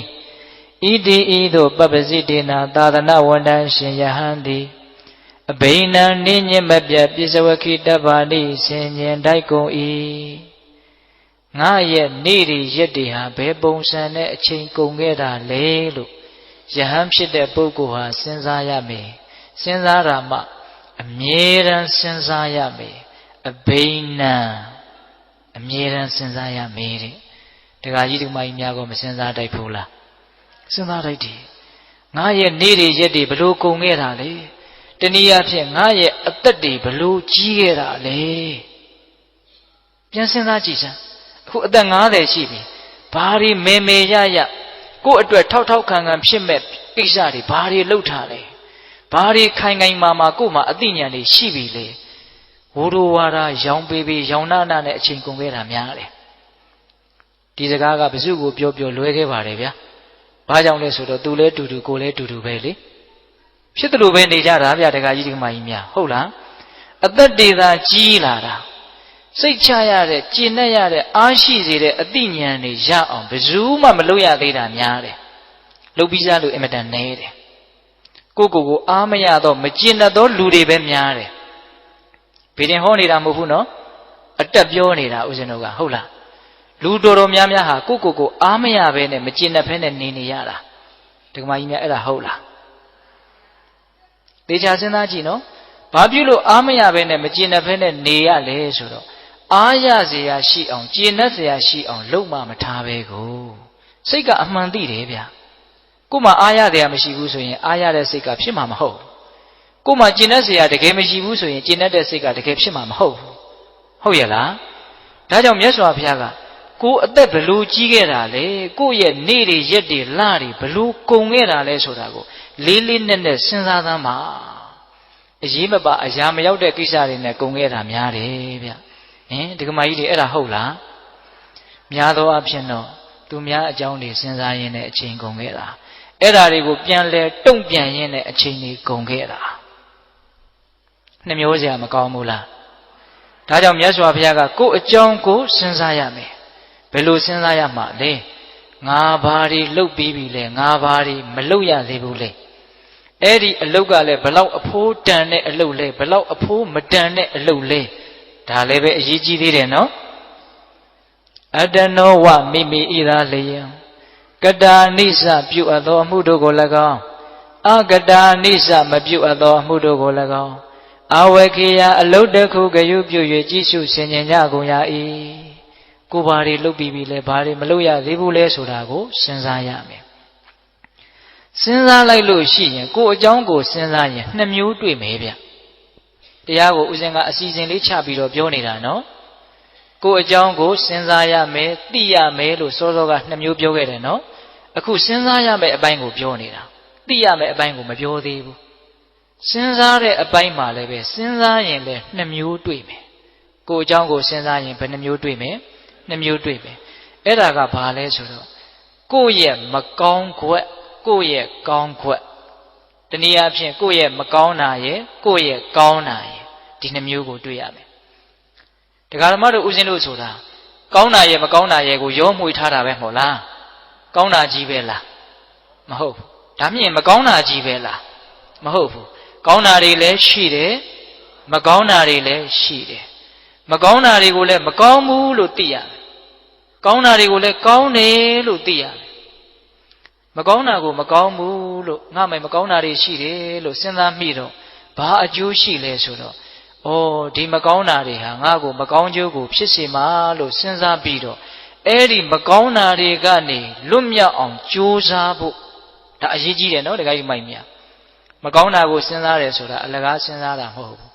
အဲ့ဒီမကောင်းမှုကနေယုံထွက်ဖို့ဆိုတဲ့ရည်ရွယ်ချက်နဲ့စဉ်းစားရမှာဟုတ်လားကောင်းတာကိုစဉ်းစားတယ်ဆိုတာလဲဘဝင်မြင့်ဖို့စဉ်းစားတာမဟုတ်ဘူးအဲ့ဒီကောင်းတာကိုစဉ်းစားလိုက်တော့ငါတန်တယ်ပဲကောင်းတာတွေလည်းရှိပါလားဆိုတော့ပီတိတွေနဲ့အားဖြစ်လာတယ်အားဖြစ်ဖို့အတွက်စဉ်းစားရတာမကောင်းတာကိုကြတော့ယုံထွက်ဖို့စဉ်းစားရတာကောင်းတာကိုကြတော့ရှစ်ဆက်ဓာတ်တဲ့ကောင်းခြင်းစိတ်တွေပေါက်လာအောင်အားဖြစ်ဖို့စဉ်းစားရတာတူသလားမတူဘူးမြတ်စွာဘုရားကတော့ဥပမာနဲ့ပြောတယ်ဗျာအင်မတန်လှခြင်းပခြင်းနဲ့လူလင်ပြိုလုံးမပြိုကလေးရေမိုးချိုးပြီးတော့ဘာလုပ်တော့ဆိုမှန်ကြည့်မယ်လေမှန်မကြည့်ဘူးလားကြည့်တယ်နော်ဒီလူတွေနေတိုင်းအသက်ကြီးတာကြည့်တယ်မှန်ကတော့နေတိုင်းကြည့်ကြမယ်ထင်ပါတယ်ဒီကမာကြီးများမှန်ကြည့်တဲ့နေရာမှာရည်ရွယ်ချက်နှမျိုးရှိတယ်ဗျအမလီဦးစင်းရဲ့မှန်ကြည့်တာများကြီးကြီးကျယ်ကျယ်ရည်ရွယ်ချက်နှမျိုးရည်ရွယ်ချက်တွေဘာတွေများပြောနေရသေးလားလို့မအောင်မင်းနဲ့ရည်ရွယ်ချက်နှမျိုးရှိတယ်ဗျဒီကမာကြီးများမှန်နေတိုင်းကြည့်နေတာအဲ့ဒီရည်ရွယ်ချက်ကလေးပြောနိုင်မလားမသိမှန်ကြည့်တဲ့ရည်ရွယ်ချက်နံပါတ်1မျက်နှာပေါ်မှာမတင့်တယ်တာတွေမတက်ရတာတွေမြင်လို့မကောင်းကြည့်လို့မကောင်းတာတွေတွေ့လို့ရှိရင်အဲ့ဒါတွေကိုဖယ်ရှားပစ်ဖို့ဟုတ်လားအညစ်အကြေးတွေမြန်ပေးနေလားမျက်ဝတ်တွေမြန်ထွက်နေလားဟုတ်လားအဲ့ဒါတွေမကောင်းတာတွေရှိနေရင်ဘာလို့ပစ်ဖို့လဲဖယ်ရှားပစ်ဖို့သုတ်တင်ပစ်ဖို့တန်ရှင်းသွားအောင်လုပ်ဖို့အဲ့ဒါပထမရည်ရွယ်ချက်နောက်ဒုတိယရည်ရွယ်ချက်ကဘာလဲဒီကမာကြီးများပြောပါဦးမြတ်ဒုတိယရည်ရွယ်ချက်ကတော့ပိုးပြီးတော့လှတဲ့လှအောင်ပြင်ဖို့ဟုတ်တယ်မဟုတ်လားကြည့်ကောင်းနေတာတွေကိုပိုးကြည့်ကောင်းသွားအောင်လုပ်မယ်လေမျက်လုံးဆိုရင်လည်းမျက်လုံးနဲ့ဆိုင်ရာလှတဲ့လှအောင်ပေါ့နော်တချို့ဆိုရင်မျက်နှာပေါ်မှာအယောင်ကိုစုံလို့လှုပ်ထားလိုက်တာကြည့်ကောင်းမလားဆိုပြီးတော့လှုပ်တာပဲကြည့်ကောင်းမကောင်းဆိုတာတော့တချို့လည်းကြည့်ကောင်းရင်ကောင်းမှာပေါ့ထားပါတော့လေအဲ့တော့ဒုတိယရည်ရွယ်ချက်ကဘာလဲဆိုရင် ပင်ကိုကောင်းနေတာလေးကိုပိုးပြီးတော့ကောင်းတဲ့ကောင်းအောင်လုပ်ဖို့ဒါလေးမပါဘူးလားပါတယ်ဗျပေါ့ပေါ့တန်တန်သဘောမထားနဲ့နော်မြတ်စွာဘုရားအဲ့ဒီတိုင်းပြောတာဗျမှန်ကြည့်တယ်လို့ပဲတဲ့တရားဒီဟုသောမှန်ကိုထောင်းပြီးတော့ကြည်စမ်းပါမကောင်းတာကိုတွေ့လို့ရှိရင်အဲ့ဒီလူလင်မျိုးလုံမပြိုဟာဖယ်ရှားပြစ်တယ်လို့မျိုးအညစ်အကြေးကိုဖယ်ရှားပြစ်ရကောင်းတာတွေ့လာရင်အိုးဒီကောင်းတာလေးရှိတယ်ကောင်းတာလေးဟာချမ်းသာတယ်ဆိုပြီးတော့ကောင်းတဲ့ကောင်းအောင်ကြိုးစားရမယ်မကောင်းတာကိုတွေ့တော့ဖယ်ရှားတယ်ဆိုတာဘယ်လိုစိတ်ဓာတ်မျိုးနဲ့ဖယ်ရှားရမှာလဲဆိုတော့ဘုရားကတော့ဥပမာတွေအမျိုးမျိုးပေးတတ်လွန်းတယ်ဗျာရေမိုးချိုးပြီးတော့ထားတဲ့လူတယောက်ရဲ့လေပင်ကိုမွေသေးကောင်ပုတ်တို့ခွေးသေးကောင်အပိုင်းအစအပုတ်တွေတစ်ခုခုလေပင်ဆွဲပေးတယ်ဆိုလို့ရှိရင်အဲ့ဒါကြီးကိုဆက်ဆုပ်တဲ့စိတ်ယွန်ရှာတဲ့စိတ်နဲ့တခါတည်းကိုဖယ်ပစ်ဖို့ကြိုးစားမှာပဲမဟုတ်လားအဲ့ဒါလိုမျိုးစိတ်ထားရမယ်တဲ့မကောင်းတာများတကယ်လို့တွေ့ခဲ့မယ်ဆိုရင်ဒါကိုအကြောင်းကိုစဉ်းစားတဲ့အပိုင်းတွေကိုပြောနေတာနော်မြတ်စွာဘုရားကတော့အမျိုးမျိုးဟောပါတယ်ဦးဇင်းတို့ဒွေးတာဝိတကသုတ်တံဆိုတာရှိတယ်ဗျအဲ့ဒီမှာမကောင်းတဲ့အတွေးတွေမကောင်းတဲ့အကြံတွေမကောင်းတာတွေတွေ့ရင်တဲ့မြတ်စွာဘုရားကစဉ်းစားပါတယ်တဲ့ဘယ်လိုစဉ်းစားလဲဆိုတော့ဒီမကောင်းတာကြီးဟာငါအတွက်လည်းအကျိုးမရှိဘူးသူများအတွက်လည်းအကျိုးမရှိဘူးဟုတ်လားအေးဆင်းရဲစေတဲ့ပင်ပန်းစေတဲ့ငြိမ်းချမ်းဖို့မဖြစ်ဘူးလို့တွေးပြီးတော့သူပယ်လိုက်တာပဲတဲ့အဲ့ဒါလို့တွေးလိုက်လို့ရှိရင်ညှော့သွားတယ်မကောင်းတဲ့စိတ်တွေဟာနွားကြောင်းတဲ့နွားကြောင်းသားဟာသူများရဲ့စိုက်ခင်းတွေကိုမစားဖို့နွားကိုဂယုတစိုက်တခါတည်းဒုတ်တွေပါတယ်နဲ့ပြစ်ခတ်ပြီးတော့ထိန်းချောင်းတယ်လို့မျိုးပါပဲတဲ့မကောင်းတဲ့အတွေးတွေမကောင်းတဲ့စိတ်ဓာတ်တွေအဲ့ဒီရဲ့အန္တရာယ်ကနေကာကွယ်လိုက်ရတာသဘောပေါက်တယ်နော်အေးဒါကြောင့်မကောင်းတာတွေ့ရင်လွတ်မြောက်ဖို့ဆိုတဲ့စိတ်ကူးနဲ့ကိုယ့်အကြောင်းကိုစဉ်းစားရတယ်ကောင်းတာတွေ့ရင်တော့အားဖြစ်ဖို့ဒီစကားလေးလည်းမမေ့နဲ့နော်မကောင်းတာကိုလွတ်မြောက်ဖို့ကောင်းတာကြတော့အားဖြစ်ဖို့အဲ့ဒါလေးနဲ့ပတ်သက်ပြီးတော့ဒကာဓမ္မတို့ဦးဇင်းတို့တွေနီးယူစရာလေးအတုယူစရာလေးဇတ်တော်လေးတစ်ခုပြောပြမယ်ကိုမကောင်းတာကိုကိုမြင်ပြီးတော့ကိုမကောင်းတာကိုသိပြီးတော့အဲ့ဒီမကောင်းမှုကနေယုံထွက်သွားကြတဲ့သူတော်ကောင်းတွေရဲ့အကြောင်းတခုသောဘဝတုန်းကဦးဇင်းတို့ရဲ့ဘုရားလောင်းကြီးပစ္စည်းဥစ္စာသိပြီးတော့အင်မတန်ကြွယ်ဝတဲ့တထေးသားတစ်ယောက်ဖြစ်တယ်အိမ်တော်တွေပါပြီးကြာပြီးတော့နောက်တော့လူဘဝနဲ့စင်ကြယ်တဲ့အကျင့်ကိုကျင့်ဖို့မလွယ်ဘူးလို့နားလည်ပြီးတော့ပိုင်ဆိုင်မှုတွေပတ်သက်မှုတွေကိုအကုန်စွန့်ပြီးတော့တောထဲမှာရသေးဝစ်ပြီးတော့နေတာနှစ်ပေါင်းများစွာကတိုင်းပရိကံကိုစူးစမ်းအားထုတ်ပေမယ်လို့ဦးဇင်းတို့ဖရာလောင်းကြီးဇံအဘိညာဉ်မရရှာဒီပြင်ဇတ်တော်တွေထဲဆိုရင်မကြခင်မှာပဲဇံအဘိညာဉ်ရတယ်လို့တွေ့ရတယ်အဲ့ဒီဇတ်တော်မှာမရအောင်ဘာကြောင့်မရသလဲဆိုတော့ဦးဇင်းတို့ဖရာလောင်းကြီးကသူ့ရဲ့အမျိုးမြတ်တာကိုအကြောင်းပြုပြီးတော့မာနအင်မတန်ကြီးတယ်တဲ့ပိဋိဘာကြောင့်ဇံမရတာတော့မာနကြီးလို့တဲ့အဲ့ဒါတောထဲမှာတရားတော်အားထုတ်နေတာပဲတရားကမရဘူးအဲ့ဒါတနေ့တော့ဥပုံနေ့တနေ့မှာသူ့ရဲ့ကြောင်းထဲကိုကြောင်းဝင်းထဲကိုတိရစ္ဆာန်၄ကောင်ရောက်လာတယ်အဲ့ဒီတိရစ္ဆာန်၄ကောင်ကဥပုံစောက်မယ်ဆိုတဲ့ရည်ရွယ်ချက်နဲ့ရောက်လာတာအခိုက်အတန့်တိရစ္ဆာန်ဖြစ်နေပြီမလို့အဲ့ဒါသူတော်ကောင်းအလောင်းအလျာတွေအဲ့ဒီတိရစ္ဆာန်တွေကပထမဘယ်သူရောက်လာလဲဆိုတော့အရှင်အနုရုဒ္ဓဖြစ်လာမဲ့ခိုကလေးရောက်လာတယ်အဲ့ဒီခိုကလေးကဘယ်နဲ့ကြောင့်ရောက်လာတုံးဆိုတော့အဲ့ဒီဥပုံနေ့နနက်ခင်းမှာသူကအစာရှာတယ်သူ့ခိုမကလေးနဲ့အစာရှာတယ်အဲ့ဒီလိုအစာရှာနေတော့ကောင်းငင်ကစွန်တကောင်ကအဲ့ဒီခိုကိုလမ်းပြီးတော့တုတ်တာ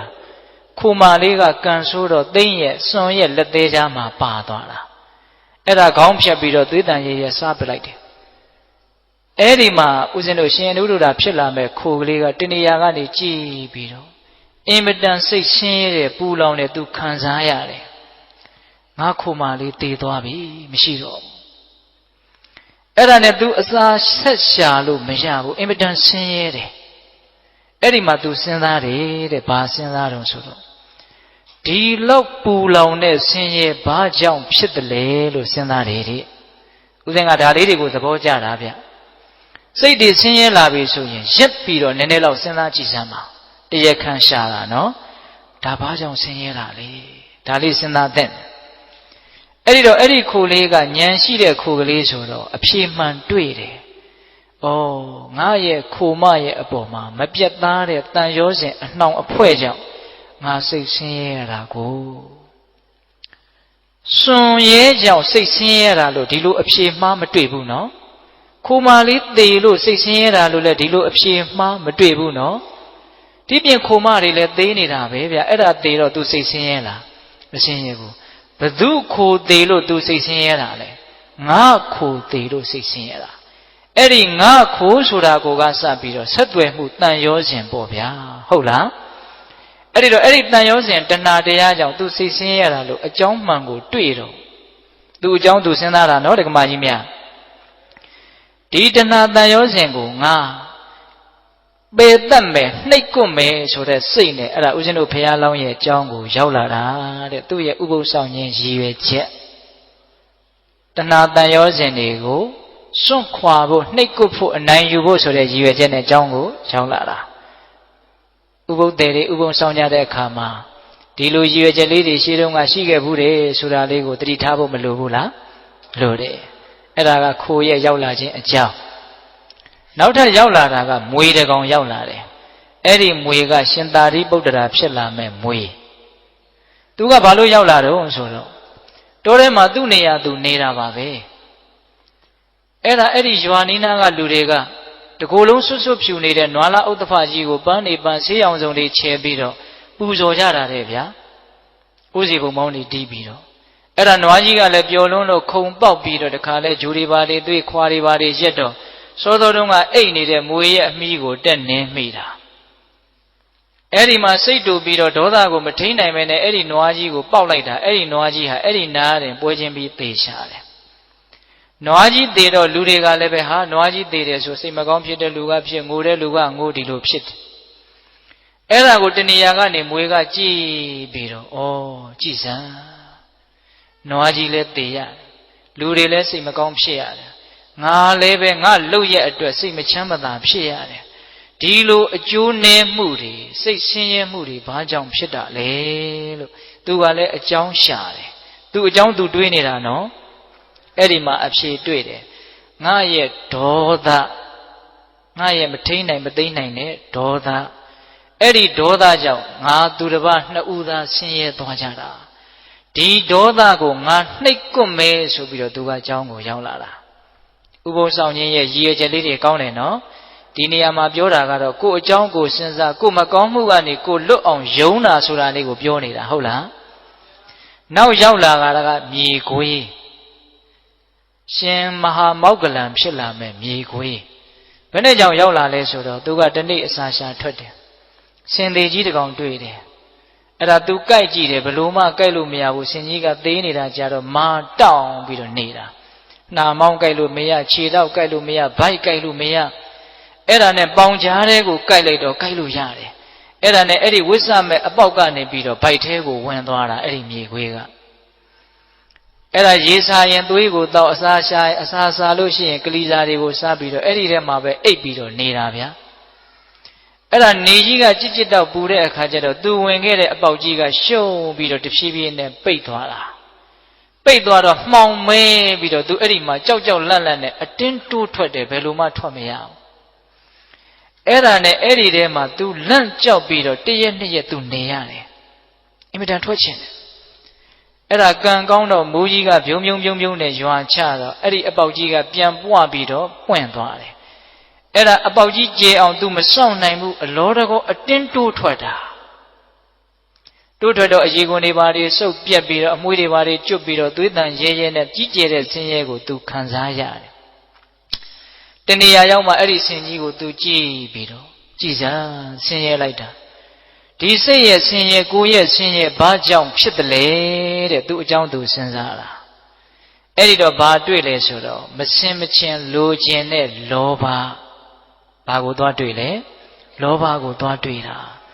ဒီလောဘကြောင့်ငါဆင်းရဲရတာဒီလောဘကိုငါနှိပ်ကွပ်မယ်ဆိုပြီးတော့သူကအကြောင်းကိုရောက်လာတာနောက်ထပ်စတုထမြောက်ရောက်လာတာကဝက်ဝင်ကြီးရှင်မဟာကတ္တပဖြစ်လာမဲ့ဝက်ဝင်ကြီးဘယ်နဲ့ကြောင့်သူကရောက်လာလဲဆိုတော့သူ့တောထဲမှာစားလျာတွေဒီလောက်များနေတာကိုသူကဘယ်လိုစဉ်းစားလဲဆိုတော့ လူတွေနေတဲ့ရွာတဲ့ရက်ထဲကိုသွားပြီးတော့အစာရှာရရင်ကောင်းကောင်းမွန်မွန်ဘာလေးများတွေ့မလဲမသိဘူးဆိုပြီးတော့လူတွေနေတဲ့ရွာထဲကိုသွားပြီးတော့အစာရှာတာအဲ့ဒီမှာလူတွေကဒုတ်တွေခဲတွေဓာတ်တွေနဲ့သူ့ကိုလိုက်ကြတာဝက်ဝင်ကြီးဆိုပြီးတော့စားမယ်ဆိုတော့လိုက်တာအဲ့ဒါဝက်ဝင်ကြီးပြေးရတယ်ပြေးရင်းနဲ့ပေါက်လိုက်တဲ့ခဲတလုံးကသူ့ရဲ့ခေါင်းကိုမှန်းပြီးတော့ခေါင်းဟက်တက်ကွဲတယ်သွေးဆက်လက်နဲ့ဆက်ပြေးတယ်ကံကောင်းတော့လွတ်သွားတယ်အဲ့ဒါတိုးတဲ့ရောက်တော့သူထိုင်ပြီးတော့စဉ်းစားတယ်ခွေးပြေးဝက်ပြေးသေပြေးရှင်ပြေးပြေးခဲ့ရတာသွေးတွေလည်းထွက်လို့ဒီဆင်းရဲဘာကြောင့်တွေ့တယ်လဲလို့သူစဉ်းစားတယ်တဲ့စဉ်းစားတော့စာထဲကသုံးနှုံထားတယ်ဗျာအတိလောဘတဲ့ပိဋကရပါတဲ့တော့အတိလောဘဆိုတာကရှိတဲ့ရှိတိုက်တဲ့လောဘထက်ပိုပြီးတော့လွန်ကဲတဲ့လောဘပေါ့ဗျာဟုတ်လားစာဝတ်နေရေးမှာမပြည့်စုံတဲ့လူကကားစီးကျင်တာမျိုးဖြစ်ခြင်းဖြစ်မယ်ပေါ့ဟုတ်လားအေးအဲ့ဒါလိုမျိုးကိုယ်နဲ့မတန်မရာတွေမှန်းပြီးတော့စိတ်ရဲ့ပူလောင်မှုကိုကြံ့ကြံ့ဖန်ဖန်ယူကြတဲ့လူတွေအတိလောဘဒါမျိုးပြောတာနော်အဲ့ဒီအတိလောဘကြောင့်ငါဆင်းရဲတာလို့ဝက်ဝင်ကြီးကသိတော့အဲ့ဒီအတိလောဘကိုနှိပ်ကွပ်မယ်ဆိုပြီးတော့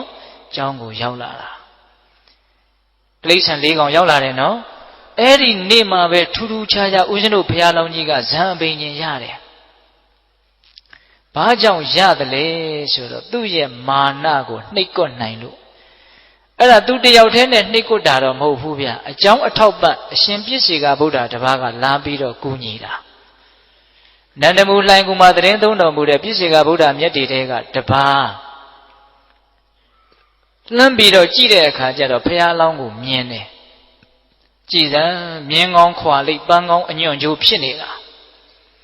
ဉာဏ်ပညာကြီးကျယ်ပါလဲကဲနဲ့မာနကရှေ့ကခံနေလို့ဇံပင်ကြီးမရရှာဘူးငါသွားပြီးတော့ကူညီမယ်ဆိုပြီးတော့ပြည့်စေကဗုဒ္ဓအရှင်မြတ်ကကောင်းကင်ခကြီးကနေဇံရင်စီးပြီးတော့ကြွလာတာအဲ့ဒါဦးဇင်းတို့ဘုရားလောင်းကြီးကသင်္ကန်းကျောင်းလေးထဲမှာနေနေတာကျောင်းရဲ့ဘေးမှာခင်းထားတဲ့ကြောက်ဖြာကြီးပေါ်မှာအဲ့ဒီရှင်ပြည့်စေကဗုဒ္ဓအရှင်မြတ်ကသတင်းသုံးတယ်ရှောတေသင်္ကန်းတန်ကြားတော့ဘုရားလောင်းယတိကကျောင်းထဲကနေထွက်လာကြည်စံငါနေရာကိုငါမပေးဘဲနဲ့ပိုင်စိုးပိုင်နဲ့ဝင်ပြီးတော့ထိုင်နေလိုက်တာပင်ကိုကမှမာနကခက်ကြီးကြီးဆိုတော့ပြုံးငနဲ့သူ့ကိုဥထိတ်မထားရမလားဆိုတဲ့အတွေ့ဖြစ်ကောင်းဖြစ်မယ်ပေါ့နော်အဲ့ဒါသူအင်မတန်စိတ်တူတယ်ဘုရားလောင်းကြီးအဲ့ဒါပြည့်စေကဗုဒ္ဓအရှင်မြတ်ကြီးရှေ့ကိုသွားပြီးတော့လက်ဖြစ်တီးပြီးတော့ဟဲသူရုပ်ပြက်လေလို့ဟဲလူရုပ်မှာဒီနာမနေနဲ့သွားလို့ပြောတာပါပဲအဲ့ဒီမှာပြည့်စေကဗုဒ္ဓအရှင်မြတ်က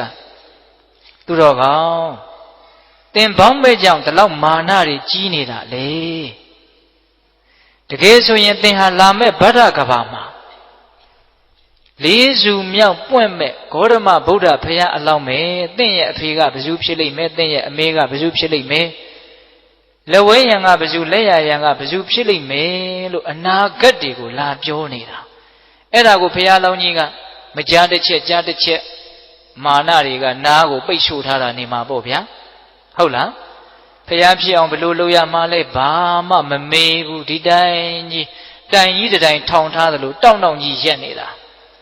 မာနကြီးတဲ့လူဆိုတာအင်မတန်ခက်ထန်တယ်အင်မတန်တောင့်တင်းတယ်နေတာထိုင်တာကြီးကိုကစားတောင့်တောင့်တင်းတင်းကြီးအဲ့လိုဖြစ်တတ်တယ်ဟုတ်လားမြင်ရရင်မနှစ်မြို့เสียပုံတရံမာနကဖြစ်စေတယ်ဟုတ်လားတခါကြီးမိုက်များကျမ်းဂန်နေတဲ့ကတော့မာနကြီးတဲ့လူကိုမြင်လို့ရှိရင်ပတ်ဝန်းကျင်ဟာအစိတ်ပြင်းထန်တဲ့မွေးတကောင်ကိုမြင်တယ်လို့မျိုးတုံ့ပြန်တတ်တယ်လို့အဲ့ဒါလိုဥပမာပေးတယ်မာနကြောက်စရာကောင်းတယ်နော်အသိဉာဏ်ဝင်ပေါက်တွေကိုလည်းပိတ်တတ်တယ်နော်အဲ့ဒီလိုပြည့်စုံကဗုဒ္ဓအရှင်မြတ်ကဘယ်နဲ့ကြောင့်မာနကြီးနေတာတော့သင်ဖျားလောင်းပဲလို့ပြောတာကိုဖျားလောင်းကြီးကမကြားတစ်ချက်ကြားတစ်ချက်ဒီတိုင်းကြီးဖြစ်နေတာအဲ့ဒီတော့မှပြည့်စုံကအရှင်မြတ်ကပြည့်စုံကဗုဒ္ဓအရှင်မြတ်ကရုတ်တရက်ကောင်းဝင်ကိုပြန်ပြီးတော့ခြေဘဝတော်မှာကပ်နေတဲ့မြူမုံတွေကိုဘုရားတော်ရသိရဲ့ဆံကြေကြားကိုကြအောင်တကိုးနဲ့ဖန်ဆင်းလိုက်တယ်အဲ့ဒါမော့ကြည့်တော့မျက်နှာပေါ်ကိုမြူမုံနေကြအဲ့ဒီတော့မှဘုရားတော်ကြီးကကြည်စမ်းငါမာနတွေဒါကြည်နေတာငါပါလဲသူပါလဲအဲ့ဒီမှာစဉ်းစားတာဟုတ်လားငါမာနသာကြည်နေတာငါမှဘာစွမ်းမှလည်းမရှိ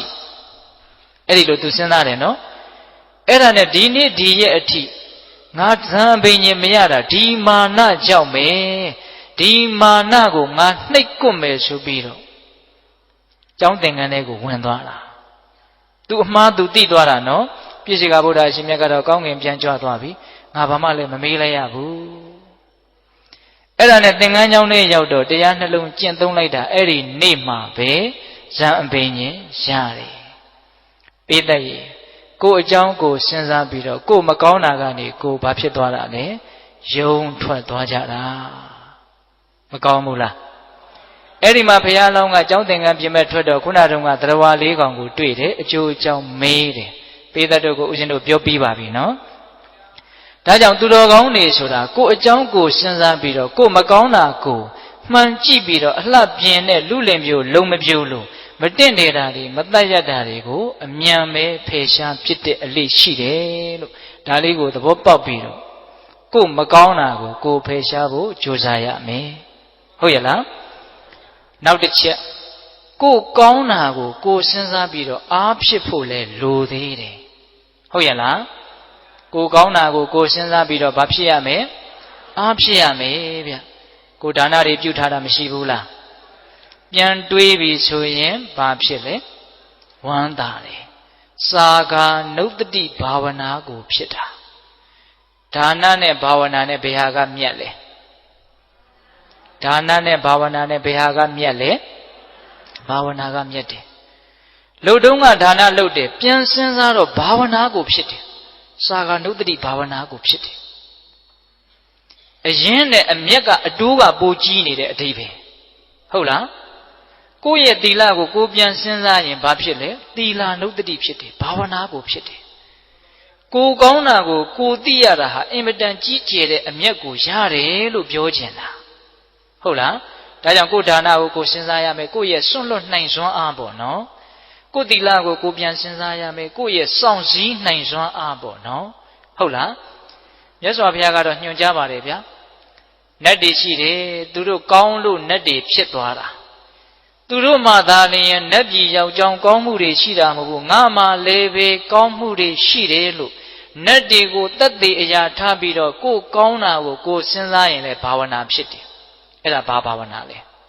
ဒေဝတာနုတ္တိဘာဝနာဖြစ်တယ်ဟုတ်ရဲ့လားဘဝင်မြင့်ဖို့ပြောနေတာလားအားဖြစ်ဖို့ပြောနေတာလားအေးကိုကောင်းတာကိုတကယ်မြင်လို့ရှိရင်စဉ်းစားမိရင်အားတကယ်ဖြစ်တယ်ဗျဟုတ်လားဒါကြောင့်ကိုလှုပ်ထားတဲ့ကောင်းမှုကလေးတွေနဲ့ပတ်သက်ပြီးတော့စဉ်းစားကြရမယ်နော်ဟုတ်လားဒါနနဲ့ပတ်သက်ပြီးတော့လဲစဉ်းစားသီလနဲ့ပတ်သက်ပြီးတော့လဲစဉ်းစားဟုတ်ရဲ့လားအခုဆိုကြပါစို့ဓမ္မဒါနအလှရှင်များဒါဥစဉ်ကရှေ့ကမြင်နေတော့ပြောခြင်းစိတ်ပေါက်သွားတယ်ကိုလှုပ်လိုက်တဲ့ဒီလှုပ်ရကြောင့်တရားနာနေတဲ့ပုဂ္ဂိုလ်တွေဒီခွေကနေတစ်ဆင့်နာကြမဲ့ပုဂ္ဂိုလ်တွေအများကြီးအသိဉာဏ်တိုးတယ်လို့ကိုယ်လှုပ်ရက်ကိုစဉ်းစားလိုက်ရင်စိတ်ထဲမှာအားမဖြစ်ဘူးလားအားဖြစ်တယ်အသိဉာဏ်ကိုဝေတာဗျတန်ဖိုးအရှိဆုံးကိုပေးတာဗျပစ္စည်းတွေအများကြီးပုံပေးတာတဲ့အသိဉာဏ်ကိုပေးတာကမြတ်တယ်ဗျဟုတ်ရဲ့လားဘာကြောင့်လဲဆိုတော့အသိဉာဏ်ဆိုတာတန်ဖိုးဖြတ်လို့မရဘူးပစ္စည်းဆိုတာတန်ဖိုးဖြတ်လို့ရတယ်ပစ္စည်းဆိုတာကုံသွားတဲ့သဘောရှိတယ်အသိဉာဏ်ဆိုတာကုံသွားတဲ့သဘောမရှိဘူးလူသာသေးသွားတဲ့နောက်ဘဝထိဆက်တယ်အသိဉာဏ်ကအဲ့ဒီအသိဉာဏ်ဆက်သွားတာကိုပဲပညာပါရမီတွေထူးတယ်လို့ပြောတာပစ္စည်းဆိုတာအလွန်ဆုံးခံဒီတဘဝပဲနော်ဒါကြောင့်ပစ္စည်းတဲ့အသိဉာဏ်ကအစစအရာရာအည်အသွေးတာတဲ့အတွက်ကြောင့်ပစ္စည်းကိုပေးတာတဲ့တရားအသိဉာဏ်ကိုပေးတာဟာမနှိုင်းစာနိုင်လောက်အောင်အကျိုးကြီးတယ်အဲ့ဒါလို့ကိုယ့်လုပ်ရက်ကိုပြန်စဉ်းစားဖို့မလိုဘူးလားအဲ့ဒီလိုစဉ်းစားရင်ဘာဖြစ်မလဲအားဖြစ်တယ်ဒီနေရာမှာတော့ဦးဇင်းတို့ကကိုယ်တီလကိုစဉ်းစားပြီးတော့ကိုယ်တီလကိုမြင်ပြီးတော့အားဖြစ်သွားတဲ့ယဟန္တာမထေရမြတ်ကြီးတစ်ပါးအကြောင်းကိုအချင်းချုပ်ပြောပြမယ်ကိုယ်အကြောင်းကိုစဉ်းစားလို့အကျိုးရှိပုံတွေပြောနေတာနော်စောတော်တုန်းကသူများအကြောင်းတွေစဉ်းစားလို့အကျိုးရုပ်ပုံတွေပြောခဲ့ပြီနော်ဟုတ်လားအခုကိုယ်အကြောင်းကိုစဉ်းစားလို့အကျိုးရှိပုံကလေးမြတ်စွာဘုရားလက်ထက်ကယဟန်တော်တစ်ပါးသုံးတယ်သောသင်္ကန်းတစ်လုံးသောသပိတ်ဆောင်ပြီးတော့တရားနှလုံးကျင့်သုံးမယ်ဆိုပြီးတော့နေရာရှာတာတောဆက်တနေရာရွာနဲ့မနီးမဝေးမှာဂူကြီးတစ်လုံးတွေ့တယ် အဲ့ဒါနဲ့အဲ့ဒီဂူကြီးတဲ့ကိုဝင်ကြည့်တော့ဟာဟန်ရလိုက်တာလေလုံမိုးလုံဈဉ္ဉံလျှောက်ဖို့လည်းသိကောင်းတာပဲဆိုပြီးတော့ယဟန်တော်ကအဲ့ဒီဂူထဲမှာနေမယ်ဆိုပြီးတော့နေရာယူတယ်အဲ့ဒါနေလိုက်တော့ဝမ်းမြောက်ဝမ်းသာပဲတရက်ပြီးတရက်ပီတိတွေဖြစ်လို့ဒါပေမဲ့ဝမ်းမသာနိုင်တဲ့တယောက်ရှိတယ်အဲ့ဒါကဘာလဲဆိုတော့အဲ့ဒီဂူကိုစောင့်တဲ့ဂူစောင့်နတ်သမီးကဝမ်းမသာဘူးအစကတော့သူကဒီယဟန်တော်ကတရက်နှစ်ရက်နေမှနဲ့တူပါရဲ့ဆိုပြီးတော့သားလေးသမီးလေးလက်ဆိုတော်တဲ့တစ်ပင်မှာနေတာယဟန်တော်ပြန်မဲ့အချိန်ကိုစောင့်နေတာယဟန်တော်ကသီလရှိတော့သူကအဲ့ဒီဂူထဲမှာမနေနိုင်ဘူးသီလရှိတဲ့ယဟန်ရဲ့အပေါ်မှာအဲ့ဒီနတ်ကမနေနိုင်ဘူးမနေနိုင်တော့သူထွက်ခွာပေးရတယ်ထွက်စီခြင်းလာပြီပြန်စီခြင်းလာပြီတရက်နှစ်ရက်နေမှနဲ့တူပါရဲ့လို့အောက်မေ့နေတာအဲ့ဒါယဟန်တော်ကဒီဝါတွင်တရင်လုံးဒီမှာတရင်သုံးမယ်လို့လဲတန်တိဋ္ဌံချလိုက်ရောအဲ့ဒီနတ်ကလုံးဝမကျေနပ်တော့ဘူးအဲ့ဒီနတ်သမီးကအဲ့ဒါနဲ့ဘာလုပ်လဲဆိုတော့ဒီယဟန်ကိုသူနှင်ထုတ်ခြင်းတယ်ဒါပေမဲ့ယဟန်ကိုနှင်ထုတ်เสียလက်ဆုပ်လက်ကင်ပြုเสียအပြစ်အနာအဆာကတခုမှမရှိဘူးဖြစ်နေတယ်တကယ်လို့အဲ့ဒီယဟန်ကသီလထိုက်တဲ့လောက်ပျက်စီးနေမယ်ဆိုရင်အဲ့ဒါကိုထောက်ပြီးတော့အဲ့ဒီယဟန်ကိုဂူထဲကနေအဲ့ဒီနတ်သမီးဟာနှင်ထုတ်ပါဒါပေမဲ့အဲ့ဒီယဟန်ကသီလကအဲ့ဒါလောက်စင်ကြဲနေတယ်သူနှင်ထုတ်လို့မရဘူးဖြစ်နေတယ်အဲ့ဒါနဲ့ယဟန်ကိုသီလပျက်စီးအောင်ဆိုပြီးတော့အကောက်ကြံတယ်အဲ့ဒီနတ်သမီးကဘယ်နဲ့လုပ်တယ်လဲဆိုတော့အဲ့ဒီယဟန်ဆုံးခံတဲ့အိမ်ကကလေးတယောက်ကိုဝင်ပူးတယ်အဲ့ဒီနတ်သမီးကဝင်ပူးတော့ဝူဝါဝါအဲ့လိုပူးပြီးတော့ရှောက်ပြောနေတော့ဒကာကြီးဒကမကြီးများကဟာဘာဖြစ်လဲမသိဘူးအဲ့ဒီမှာပူးနေတဲ့အဲ့ဒီနတ်ကပြောတယ်တင်တို့ဆွန်းလောင်းနေတဲ့ဂူထဲမှာတရင်သုံးတဲ့ယဟန်တော်ကြီးက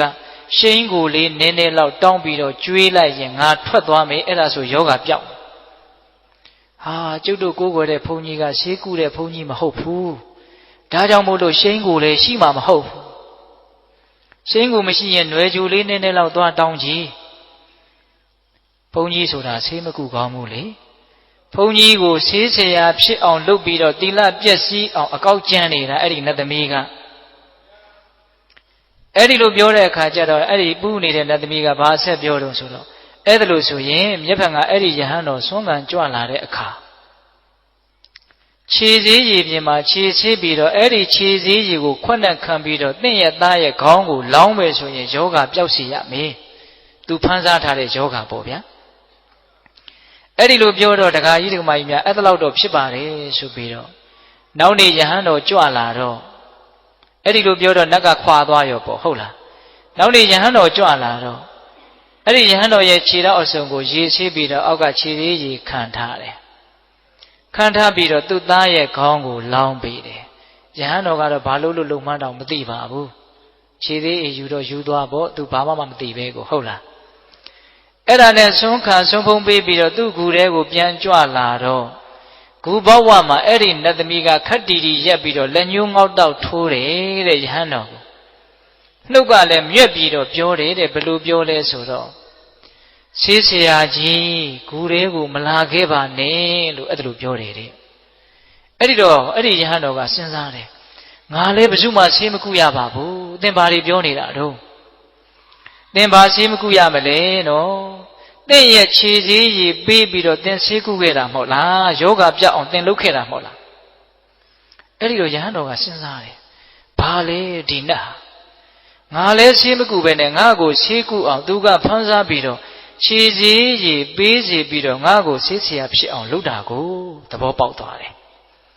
အဲ့ဒါနဲ့သူကစဉ်းစားတယ်ဆက်ပြီးတော့သူ့အကြောင်းသူစဉ်းစားတယ်ဩငါဟာနတ်တစ်ပါးကတောင်မှအပြစ်ရှာလို့မရအောင်စင်ကြယ်တဲ့ငါပါလားငါကိုအပြစ်ရှိအောင်ကြံဖန်ပြီးတော့သူလုပ်ရတယ်အဲ့ဒါနဲ့သူဆက်ပြီးတော့ဇက်တိုက်ကြီးဆက်ပြီးတော့စဉ်းစားတယ်ငါသိမ်ဝင်ပြီးတော့ယဟန်ဖြစ်တဲ့အချိန်ကစပြီးတော့ငါပဲသိခါဖို့မှာစေတနာနဲ့တကွလွန်ကျူးခဲ့တာမရှိဘူးငါသေးလားသိစင်ကြယ်တာပဲ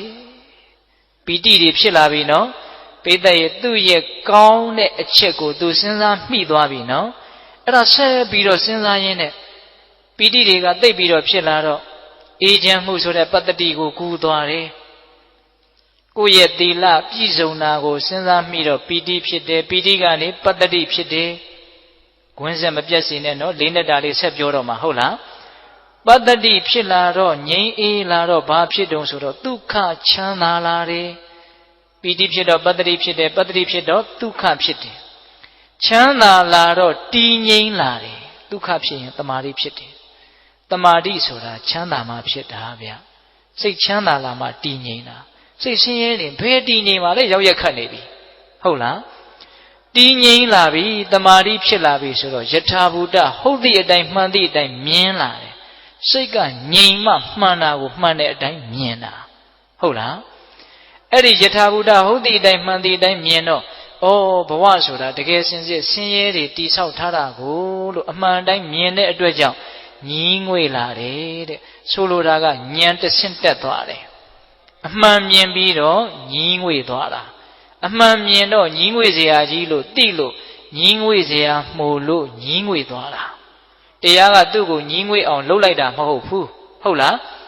ကိုယ့်ရဲ့အသိဉာဏ်ကညီးငွေစရာကြီးလို့သိလို့ညီးငွေသွားတာဟုတ်ရဲ့လားအဲ့ဒီညီးငွေရာကနေပြီးတော့ဘာဖြစ်တော့နိဗ္ဗိန္ဒဉာဏ်ကနေတက်မဲ့မှုကင်းတဲ့မဲ့ဉာဏ်တဲ့ဖြစ်သွားတာမဲ့ဉာဏ်ကနေတဖန်ငြိမ်းအေးတဲ့ဖို့ဉာဏ်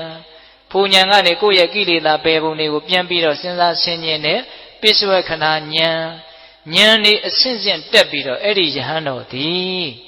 ယဟန္တာဖြစ်သွားတယ်ဟုတ်လားကိုကောင်းတာကိုကိုမြင်ပြီးတော့အားတွေအဆင့်ဆင့်တက်ပြီးတော့အည်အသွေးတွေအဆင့်ဆင့်မြင့်မသွားဘူးလားမြင့်သွားတယ်ဒါကြောင့်ဒါနပြုပြီးရင်စဉ်းစားသီလဆောက်တည်ပြီးရင်စဉ်းစားဟာကောင်းတာလေးတွေလုပ်ရနေတယ်အရာတော်တယ်အဲ့ဒီလိုစဉ်းစားတော့သေချာပေါက်စိတ်ချမ်းသာလိမ့်မယ်အဲ့ဒီစိတ်ချမ်းသာမှုတွေထက်ချီးတလဲလဲဖြစ်ပြီးဆိုလို့ရှိရင်တည်ငြိမ်မှုတွေဖြစ်ပြီးတော့ဉာဏ်တွေဟာတဖြည်းဖြည်းနဲ့ရှင်းလာလိမ့်မယ်ဒါမြတ်စွာဘုရားအင်္ဂုတ္တပါဠိတော်မှာအာကင်ခေယသုတ်တံဆိုပြီးတော့ဟောထားတာရှိတယ်သီလပြည့်စုံရင်အဆင့်ဆင့်ဉာဏ်တွေအလိုလိုတက်သွားတဲ့အကြောင်းဘာတွေဖြစ်ပါစေလို့ကိုကဆန္ဒပြုရတာမဟုတ်ဘူးတရားသဘောကိုကအလိုလိုဖြစ်သွားတာသဘောပေါက်လားဒါကြောင့်ကိုယ်သီလကိုစဉ်းစားပြီးတော့ကိုကောင်းတာလေးကိုကြည့်ပြီးတော့အားဖြစ်ဖို့ကြိုးစားရတာကလည်းကြိုးစားရကြိုးမနှက်ဘူးလားနှက်တယ်သက်သေအနေနဲ့အဲ့ဒီယဟန်တော်ကိုဦးဇင်းတို့ထုတ်ပြလိုက်ပါတယ်ဟုတ်လားအဲ့ဒီမှာအဲ့ဒီယဟန်တော်ဟာအဲ့ဒီကူထဲမှာပဲဝါတွင်ကာလတည်င်းသုံးသွားတယ်အဲ့ဒီတော့ဒါကိုယ်အကြောင်းကိုစဉ်းစားရင်းနဲ့မကောင်းတာမြင်လည်းပဲအကျိုးရှိတယ်ကောင်းတာမြင်လည်းပဲအကျိုးရှိတယ်မကောင်းတာမြင်တော့လွတ်အောင်ကြိုးစားတယ်ကောင်းတာမြင်တော့အားရှိတယ်ဘုရားရှင်တို့တရားရဲ့နောက်ဆုံးအပိုင်းကိုယ်အကြောင်းကိုစဉ်းစားတာတဲ့အဆင့်မြင့်နဲ့ကိုယ်အကြောင်းကိုသိအောင်လုပ်တဲ့အလုပ်ဒါကတော့အဆင့်အမြင့်ဆုံးအပိုင်းကိုရောက်လာပြီဒီတရားမှာလေစောတော်တုန်းကသူများကကိုယ်ကိုမုန်းလို့ပြောတဲ့စကားတွေနှလုံးမသွင်းနဲ့သူများဘာတွေလုပ်တယ်မလုပ်ဘူးဆိုတာကိုအလုပ်တစ်ခုလို့သဘောမထားနဲ့လို့သူအကြောင်းနဲ့ပတ်သက်ပြီးတော့ခေါင်းထဲမှာနေရာမပေးဖို့ပထမပိုင်းမပြောခဲ့ဘူးလားပြောခဲ့တယ်ကိုယ်ဘာတွေလုပ်တယ်ကိုယ်ဘာတွေမလုပ်ရသေးဘူးဆိုတာကိုစဉ်းစားရမယ်လို့ခုနတုန်းကတပိုင်းပြောခဲ့တယ်နော်အေးအခုကိုယ့်ရဲ့အကြောင်းကိုကိုယ်တိုင်သိအောင်ကြိုးစားရမယ်တကယ်တမ်းဦးဇင်းတို့တဲ့ပြောရရင်အရိယာဖြစ်တယ်ဆိုတာကိုယ့်အကြောင်းကိုတကယ်သိသွားတာဗျခုတရားဓမ္မတို့ဦးဇင်းတို့ပုထုဇဉ်တွေဆိုတာကိုယ့်အကြောင်းကိုတကယ်မသိကြသေးဘူးဟုတ်လားကိုယ့်အကြောင်းကိုကိုမသိသေးတဲ့အစိတ်အပိုင်းကိုမသိသေးတဲ့နယ်ပယ်တွေအများကြီးရှိသေးတယ်ဟုတ်ရဲ့လားအဲ့ဒါဟုတ်လားစိတ်ပိုင်းဆိုင်ရာပိုးပြီးတော့များတယ်မသိတာစိတ်ပိုင်းဆိုင်ရာမဆိုထားနဲ့ဗျရုပ်ပိုင်းဆိုင်ရာတောင်ကိုမသိသေးတဲ့အကြောင်းတွေအများကြီးရှိတယ်ထဲမှာအဆုတ်ကအလုပ်ဘလို့လုပ်တယ်အသေးကအလုပ်ဘလို့လုပ်တယ်ဥကအလုပ်ဘလို့လုပ်တယ်ဟာမသိတာတွေအများကြီးပဲဟင်သူရှင်းနေတာပဲကိုဘာမှမသိဘူးအဲ့ဒီရုပ်ပိုင်းဆိုင်ရာကိုအကြောင်းကိုတကယ်သိတယ်ဆိုရင်တောင်မှအဲ့ဒါအရိယာဖြစ်နိုင်တယ်ဗျာနော်ကာယကတတတိဆိုတာကိုယ့်ရဲ့ရုပ်ပိုင်းဆိုင်ရာကိုအကြောင်းကိုသိအောင်ညွှန်ကြားတာမဟုတ်လားဘာမှတင့်နေတာတန့်ရှင်းတာဘာမှမရှိဘူးတကယ်စင်စစ်နာကျင်ကြိုက်ခဲတာတွေမတန့်ရှင်းတာတွေမဟုတ်တဲ့တရားတွေရှုနေတာလို့သိအောင်ဒါရုပ်ပိုင်းဆိုင်ရာဒါပဂတိမျက်စိနဲ့တောင်မြင်နိုင်တယ်နော်တခါကြီးများ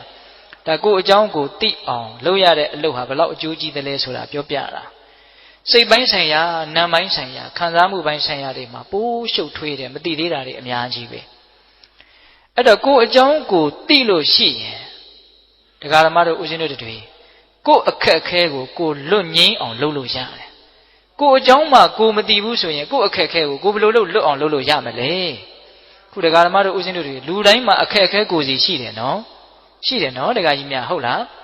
အဲ့ဒါကိုအမှန်တိုင်းသိရမယ်အဲ့တော့အဲ့ဒီအခက်ခဲအဲ့ဒီအကျက်တဲတွေကိုပြေးလဲခြင်းနဲ့ဆိုရင်ကိုအကြောင်းကိုသိအောင်ကြိုးစားရမယ်ဒါကဘောဟာရတစ်မျိုးနဲ့နားလည်အောင်ပြောတာတကယ်စင်စစ်ကိုအကြောင်းကိုသိအောင်ကြိုးစားတယ်ဆိုတာတတိပဋ္ဌာန်တရားကိုအားထုတ်ရတယ်လို့ပြောတာပါပဲဟုတ်လားခုတတိပဋ္ဌာန်တရား၄ပါးရှိတယ်လေရုပ်ပိုင်းဆိုင်ရာကိုသိအောင်ကြည့်ပြီးတော့သိအောင်လုပ်နေတဲ့တတိပဋ္ဌာန်ဟုတ်လားကာယ ानु ပတနာတတိပဋ္ဌာန်နောက်ဝေဒနာပိုင်းဆိုင်ရာသိတယ်နောက်စိတ်ပိုင်းဆိုင်ရာသိတယ်နောက်တရားသဘောဆိုင်ရာသိတယ်ကာယဝေဒနာစိတ်ဓာတ်ဓမ္မဟုတ်လားအဲ့ဒီမှာယုတ်ကပထမဦးဆုံးသိထင်ရှားတဲ့အတွက်ကြောင့်ပထမဦးစွာယုတ်ပိုင်းဆိုင်ရာကိုအရင်သိအောင်ကြည့်တဲ့အလုပ်ကိုအရင်လုပ်ရတယ်အာနာပါနဝင်လေထွက်လေကိုမှတ်မယ်ဟုတ်လားထိုင်ရင်ထိုင်တယ်လို့သိမယ်သွားရင်သွားတယ်လို့သိမယ်ဟုတ်လားပူရင်ပူတယ်လို့သိမယ်အေးရင်အေးတယ်လို့သိမယ်ဘယ်သူအကြောင်းဘယ်သူသိနေတာလဲကိုအကြောင်းကိုသိနေတာသိပါများလာရင်ဉာဏ်ကထက်လာတာရှေ့ဆက်ပြီးတော့အဲ့ဒီလိုရုပ်ပိုင်းဆိုင်ရာကိုသိပါများလာရင်ဦးဇင်းတို့အကျေကြီးပြောရင်တရားရှည်သွားမယ်နော်ရုပ်ပိုင်းဆိုင်ရာကိုသိပါများလာရင်စိတ်ပိုင်းဆိုင်ရာနာမ်ပိုင်းဆိုင်ရာကိုတဖြည်းဖြည်းနဲ့သိလာတယ်စိတ်ဟာရုပ်ထက်ပိုပြီးတော့သိဖို့ခက်ခဲတယ်ဗျအဲ့ဒီမှာစိတ်ပိုင်းဆိုင်ရာဘာတွေသိလာမလဲဆိုလို့ရှိရင်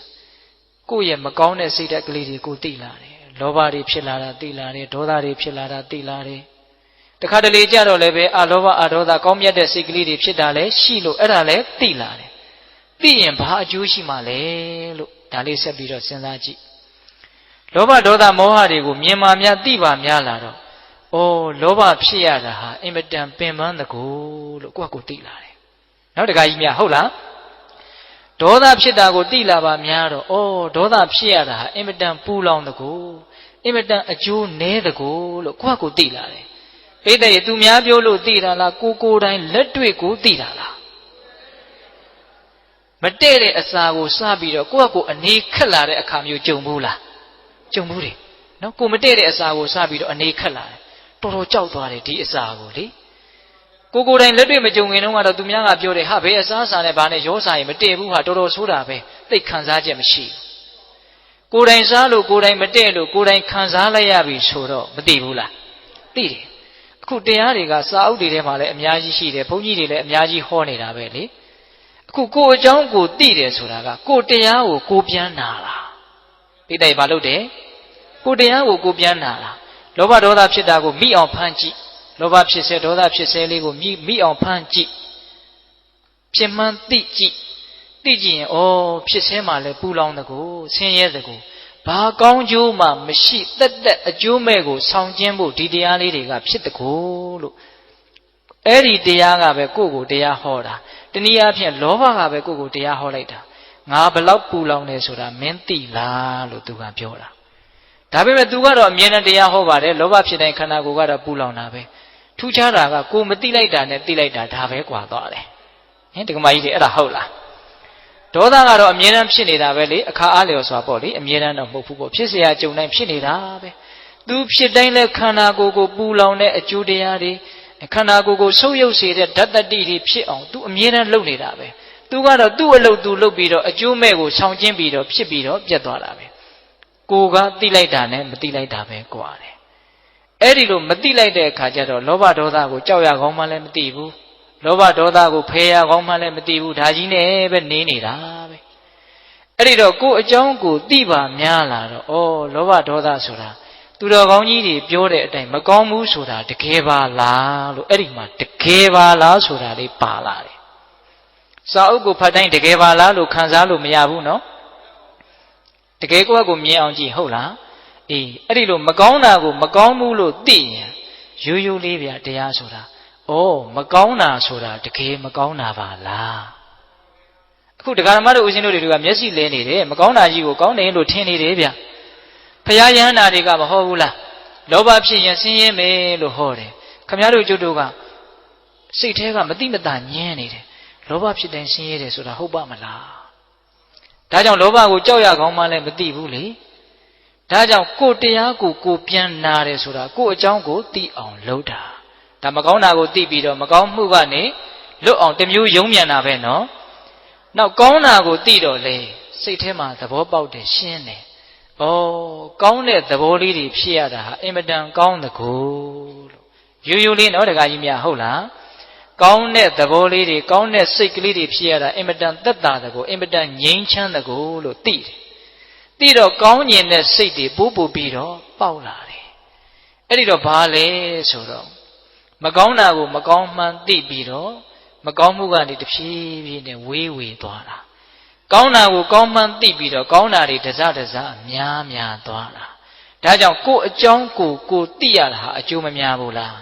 များတယ်နောက်ဆုံးရုပ်ပိုင်းဆိုင်ရာစိတ်ပိုင်းဆိုင်ရာကိုတတိထားပြီးတော့ကြည်ပါများလာပြီသိပါများလာပြီဆိုလို့ရှိရင်တကယ်စင်စစ်ကတော့ဒုက္ခတွေကြီးစုပုံထားတဲ့အစုအပုံကြီးပါလားလို့တဖြည်းဖြည်းမှာတနေ့မှာမသိဘူးလို့ပြောလို့ရမလားမရဘူးသိလာနိုင်တယ်နော်အဲ့ဒါလို့သစ္စာဆိုင်အောင်ပိဋကဘာဆိုင်အောင်သစ္စာဆိုင်အောင်သစ္စာဆိုတာ၄ပါးရှိတယ်လို့ဒီပိဋကကြီးသိတယ်နော်ဒီခန္ဓာကိုယ်ကြီးဆိုတာတကယ်စင်စစ်ဒုက္ခတွေရဲ့အစုအပုံကြီးချမ်းသာဆိုလို့ဘာလေးမှမရောဘူးတဲ့ကိုလက်ခန္ဓာလက်မခန္ဓာတစ်ပိုင်းကိုသိတာမသိတာတစ်ပိုင်းနော်အမှန်ကအမှန်ပဲလေအဲ့ဒါလို့ခန္ဓာကိုယ်ကြီးဟာဒုက္ခဒုံဒုက္ခခဲကြီးပါဆိုတာလောကကြီးရဲ့ပထမသစ္စာဟုတ်လားဒုက္ခမှန်သမျှသည်လိုချင်မှုကြောင့်ဖြစ်တယ်ဆိုတဲ့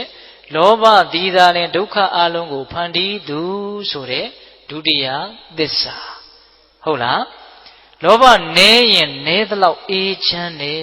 ဆိုတဲ့လောဘချုပ်မှသာနဲ့တကယ်ဒုက္ခချုပ်တာဆိုတဲ့တတိယနိရောဓသစ္စာဟုတ်လားအဲ့ဒီလောဘချုပ်လို့ဒုက္ခချုပ်တယ်ဆိုတဲ့နိဗ္ဗာန်ကိုရခြင်းနဲ့ဆိုရင်တနည်းအားဖြင့်ချမ်းသာစေချမ်းသာမှန်ကိုရခြင်းနဲ့ဆိုရင်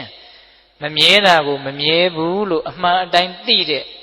တမ္မာဒိဋ္ဌိခေါင်းဆောင်တဲ့မဲခင်၈ပါးကိုပွားများခြင်းမှတပါးအခြားနီးလန်းမရှိဘူးလို့ဒုက္ခငြိမ်းချမ်းအကျင့်မြတ်ကိုဒါသာလင်ဟုတ်တယ်လို့မဂ္ဂသစ္စာရဲ့အပေါ်မှာသိမြင်နားလည်လာတဲ့စတုထမြောက်မဂ္ဂသစ္စာဟုတ်ရဲ့လားခုဒကာမတို့ဦးဇင်းတို့ကမဂ္ဂသစ္စာရဲ့တန်ဖိုးလည်းသိနားမလည်ဘူးလေဟုတ်လားဒုက္ခငြိမ်းအောင်ဒီပြင်နည်းတွေနဲ့လည်းပဲလှုပ်လို့ရသေးတယ်လို့ထင်နေတာတွေရှိတကူဗျတကယ်စင်စစ်ဒုက္ခငြိမ်းအောင်မဂ္ဂင်အကျင့်ကိုကျင့်ခြင်းကလွယ်လို့အခြားအလုပ်မရှိဘူးတနည်းအားဖြင့်ဒုက္ခငြိမ်းအောင်ကိုယ်အကြောင်းကိုသိအောင်လှုပ်ခြင်းမှတပါအခြားအလုပ်မရှိဘူးကိုယ်အကြောင်းကိုသိတယ်ဆိုတာမဂ္ဂသစ္စာကိုပွားများနေတာကိုဆိုတာပါဟုတ်ရဲ့လားအဲ့ဒီတော့တတိပဋ္ဌာန်တရား၄ပါးလိုပဲပြောဝိပဿနာလိုပဲပြောမဲ့ခင်လိုပဲပြောကိုယ်အကြောင်းကိုသိအောင်ကိုယ့်ရဲ့သဘောတဘာဝကိုကိုယ်တိုင်သိအောင်ကြိုးစားတယ်လို့ပဲပြောအတူတူပဲမဟုတ်လားအတူတူကိုယ်အကြောင်းကိုသိတာလေးကိုဦးဇင်ကအဲ့ဒါလိုလေးလေးနက်နက်လေးပြောလိုက်တာဟုတ်လားဦးဇင်အခုတရားဟောတာတနာရီခွဲရှိပြီဗျနော်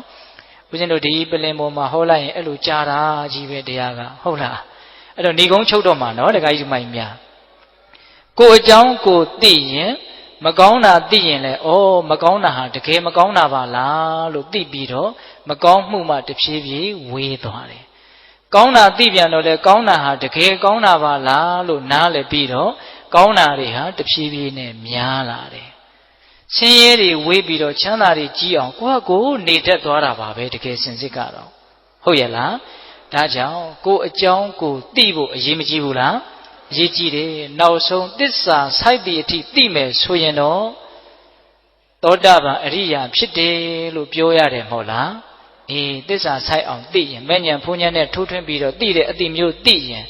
အဲ့ဒါငါသေးရင်ဘယ်ဘဝရောက်အောင်မလဲလို့ပူဇော်လိုအောင်မလားမလိုတော့ဘူးဒါကြောင့်ကိုယ်အကြောင်းကိုသိတယ်ဆိုတာကတော့အင်မတန်ကြီးကျယ်တဲ့ကောင်းမှုပါလို့နားလည်ရမယ်ဟုတ်လားဒါကြောင့်ဦးဇင်းတို့တရားတွေကိုပြန်ပြီးတော့ချုပ်တော့မယ်နော်ကိုယ်အကြောင်းသူအကြောင်းသူတစ်ပါးကကိုယ့်ကိုမုန်းလို့ပြောတဲ့စကားတွေကို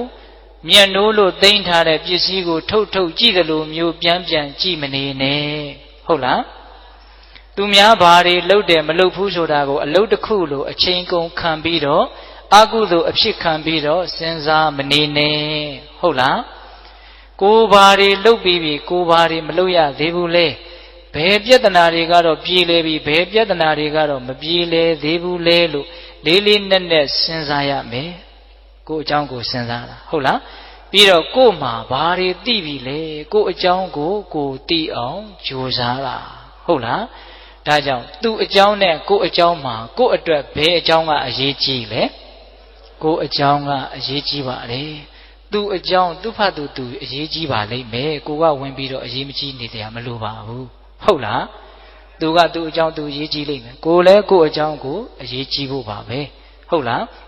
ဘာကြောင့်လဲဆိုတော့တကယ်စင်စစ်ကတော့တယောက်ကိုတယောက်တကယ်တမ်းကတော့ဝင်ဆွက်လို့လည်းမရဘူးလေဒါကြောင့်မြတ်စွာဘုရားကအတ္တာဟိအတ္တနောနာထောလို့ဟောထားတာမို့လားကောဟိနာထောပရောတိယသူတစ်ပါးဟာကိုယ့်ရဲ့အာကိုရာပဲဖြစ်မှာလေတဲ့ဟုတ်လားကိုယ်သေးတာလည်းအသီးအသီးကိုယ့်ရဲ့အာကိုရာတယောက်သည်တယောက်ရဲ့အာကိုရာမဖြစ်ပါဘူးဟုတ်လားဒါကြောင့်သူအကြောင်းကိုယ့်အကြောင်းကိုယ့်အကြောင်းဒီသာလဲကိုယ့်အတွက်အရေးကြီးတယ်သူအကြောင်းဒီသူပဲအရေးကြီးပါလိမ့်မယ်လို့တရားဓမ္မတို့တွေမှတ်သားပြီးတော့ကိုယ့်အကြောင်းကိုစဉ်းစားကြတဲ့ပုဂ္ဂိုလ်တွေကိုယ့်အကြောင်းကိုသိကြတဲ့ပုဂ္ဂိုလ်တွေဦးဇင်းတို့ရေသက်တောင်ချမြတ်တမ်းပေးဝေကြရအောင်နော်ဒီဒုက္ခလှုပ်ထားသေးသလားဟုတ်ပြီအဲအဲ့လိုအားလုံးညီညီညာညာလိုက်ပြီးတော့ဆိုကြရအောင်မိမိတို့ပြုလုပ်ထားတဲ့ကုသိုလ်ကောင်းမှုအစွမ်းကိုအာယုံပြုပြီးတော့ဤကုသိုလ်ဤကောင်းမှုတို့ရဲ့စွမ်းတတ္တိကြောင့်မဉ္ဇဉ်ဘုံညာမျက်နှိပ်ပါကိုလင်းမြန်ထုတ်ချောက်မျက်မှောက်ပြုပါရစေလို့ဆုတောင်းကြမယ်အလုံးသောတတ္တဝါတွေအညီမြတ်ကုသိုလ်ရဲ့အဖို့ပါကရံပြီးတော့ချမ်းသာကြပါစေလို့စေတနာမေတ္တာရှိထားပြီးတော့အမြတ်တမ်းများပေးဝေကြရအောင်အလုံးလိုက်ဆိုကြရအောင်အရှင်ဘုရားဘုရားတပည့်တော်တို့သည်ယနေ့ယခုဓမ္မဒါနဓမ္မပူဇာဓမ္မတဝနာဓမ္မဒေသနာတရားအလှူပေးလှူကြရာဤချိန်ခါ၌စွမ်းနိုင်သမျှလူဒန်းကြရသောဒါနကုသိုလ်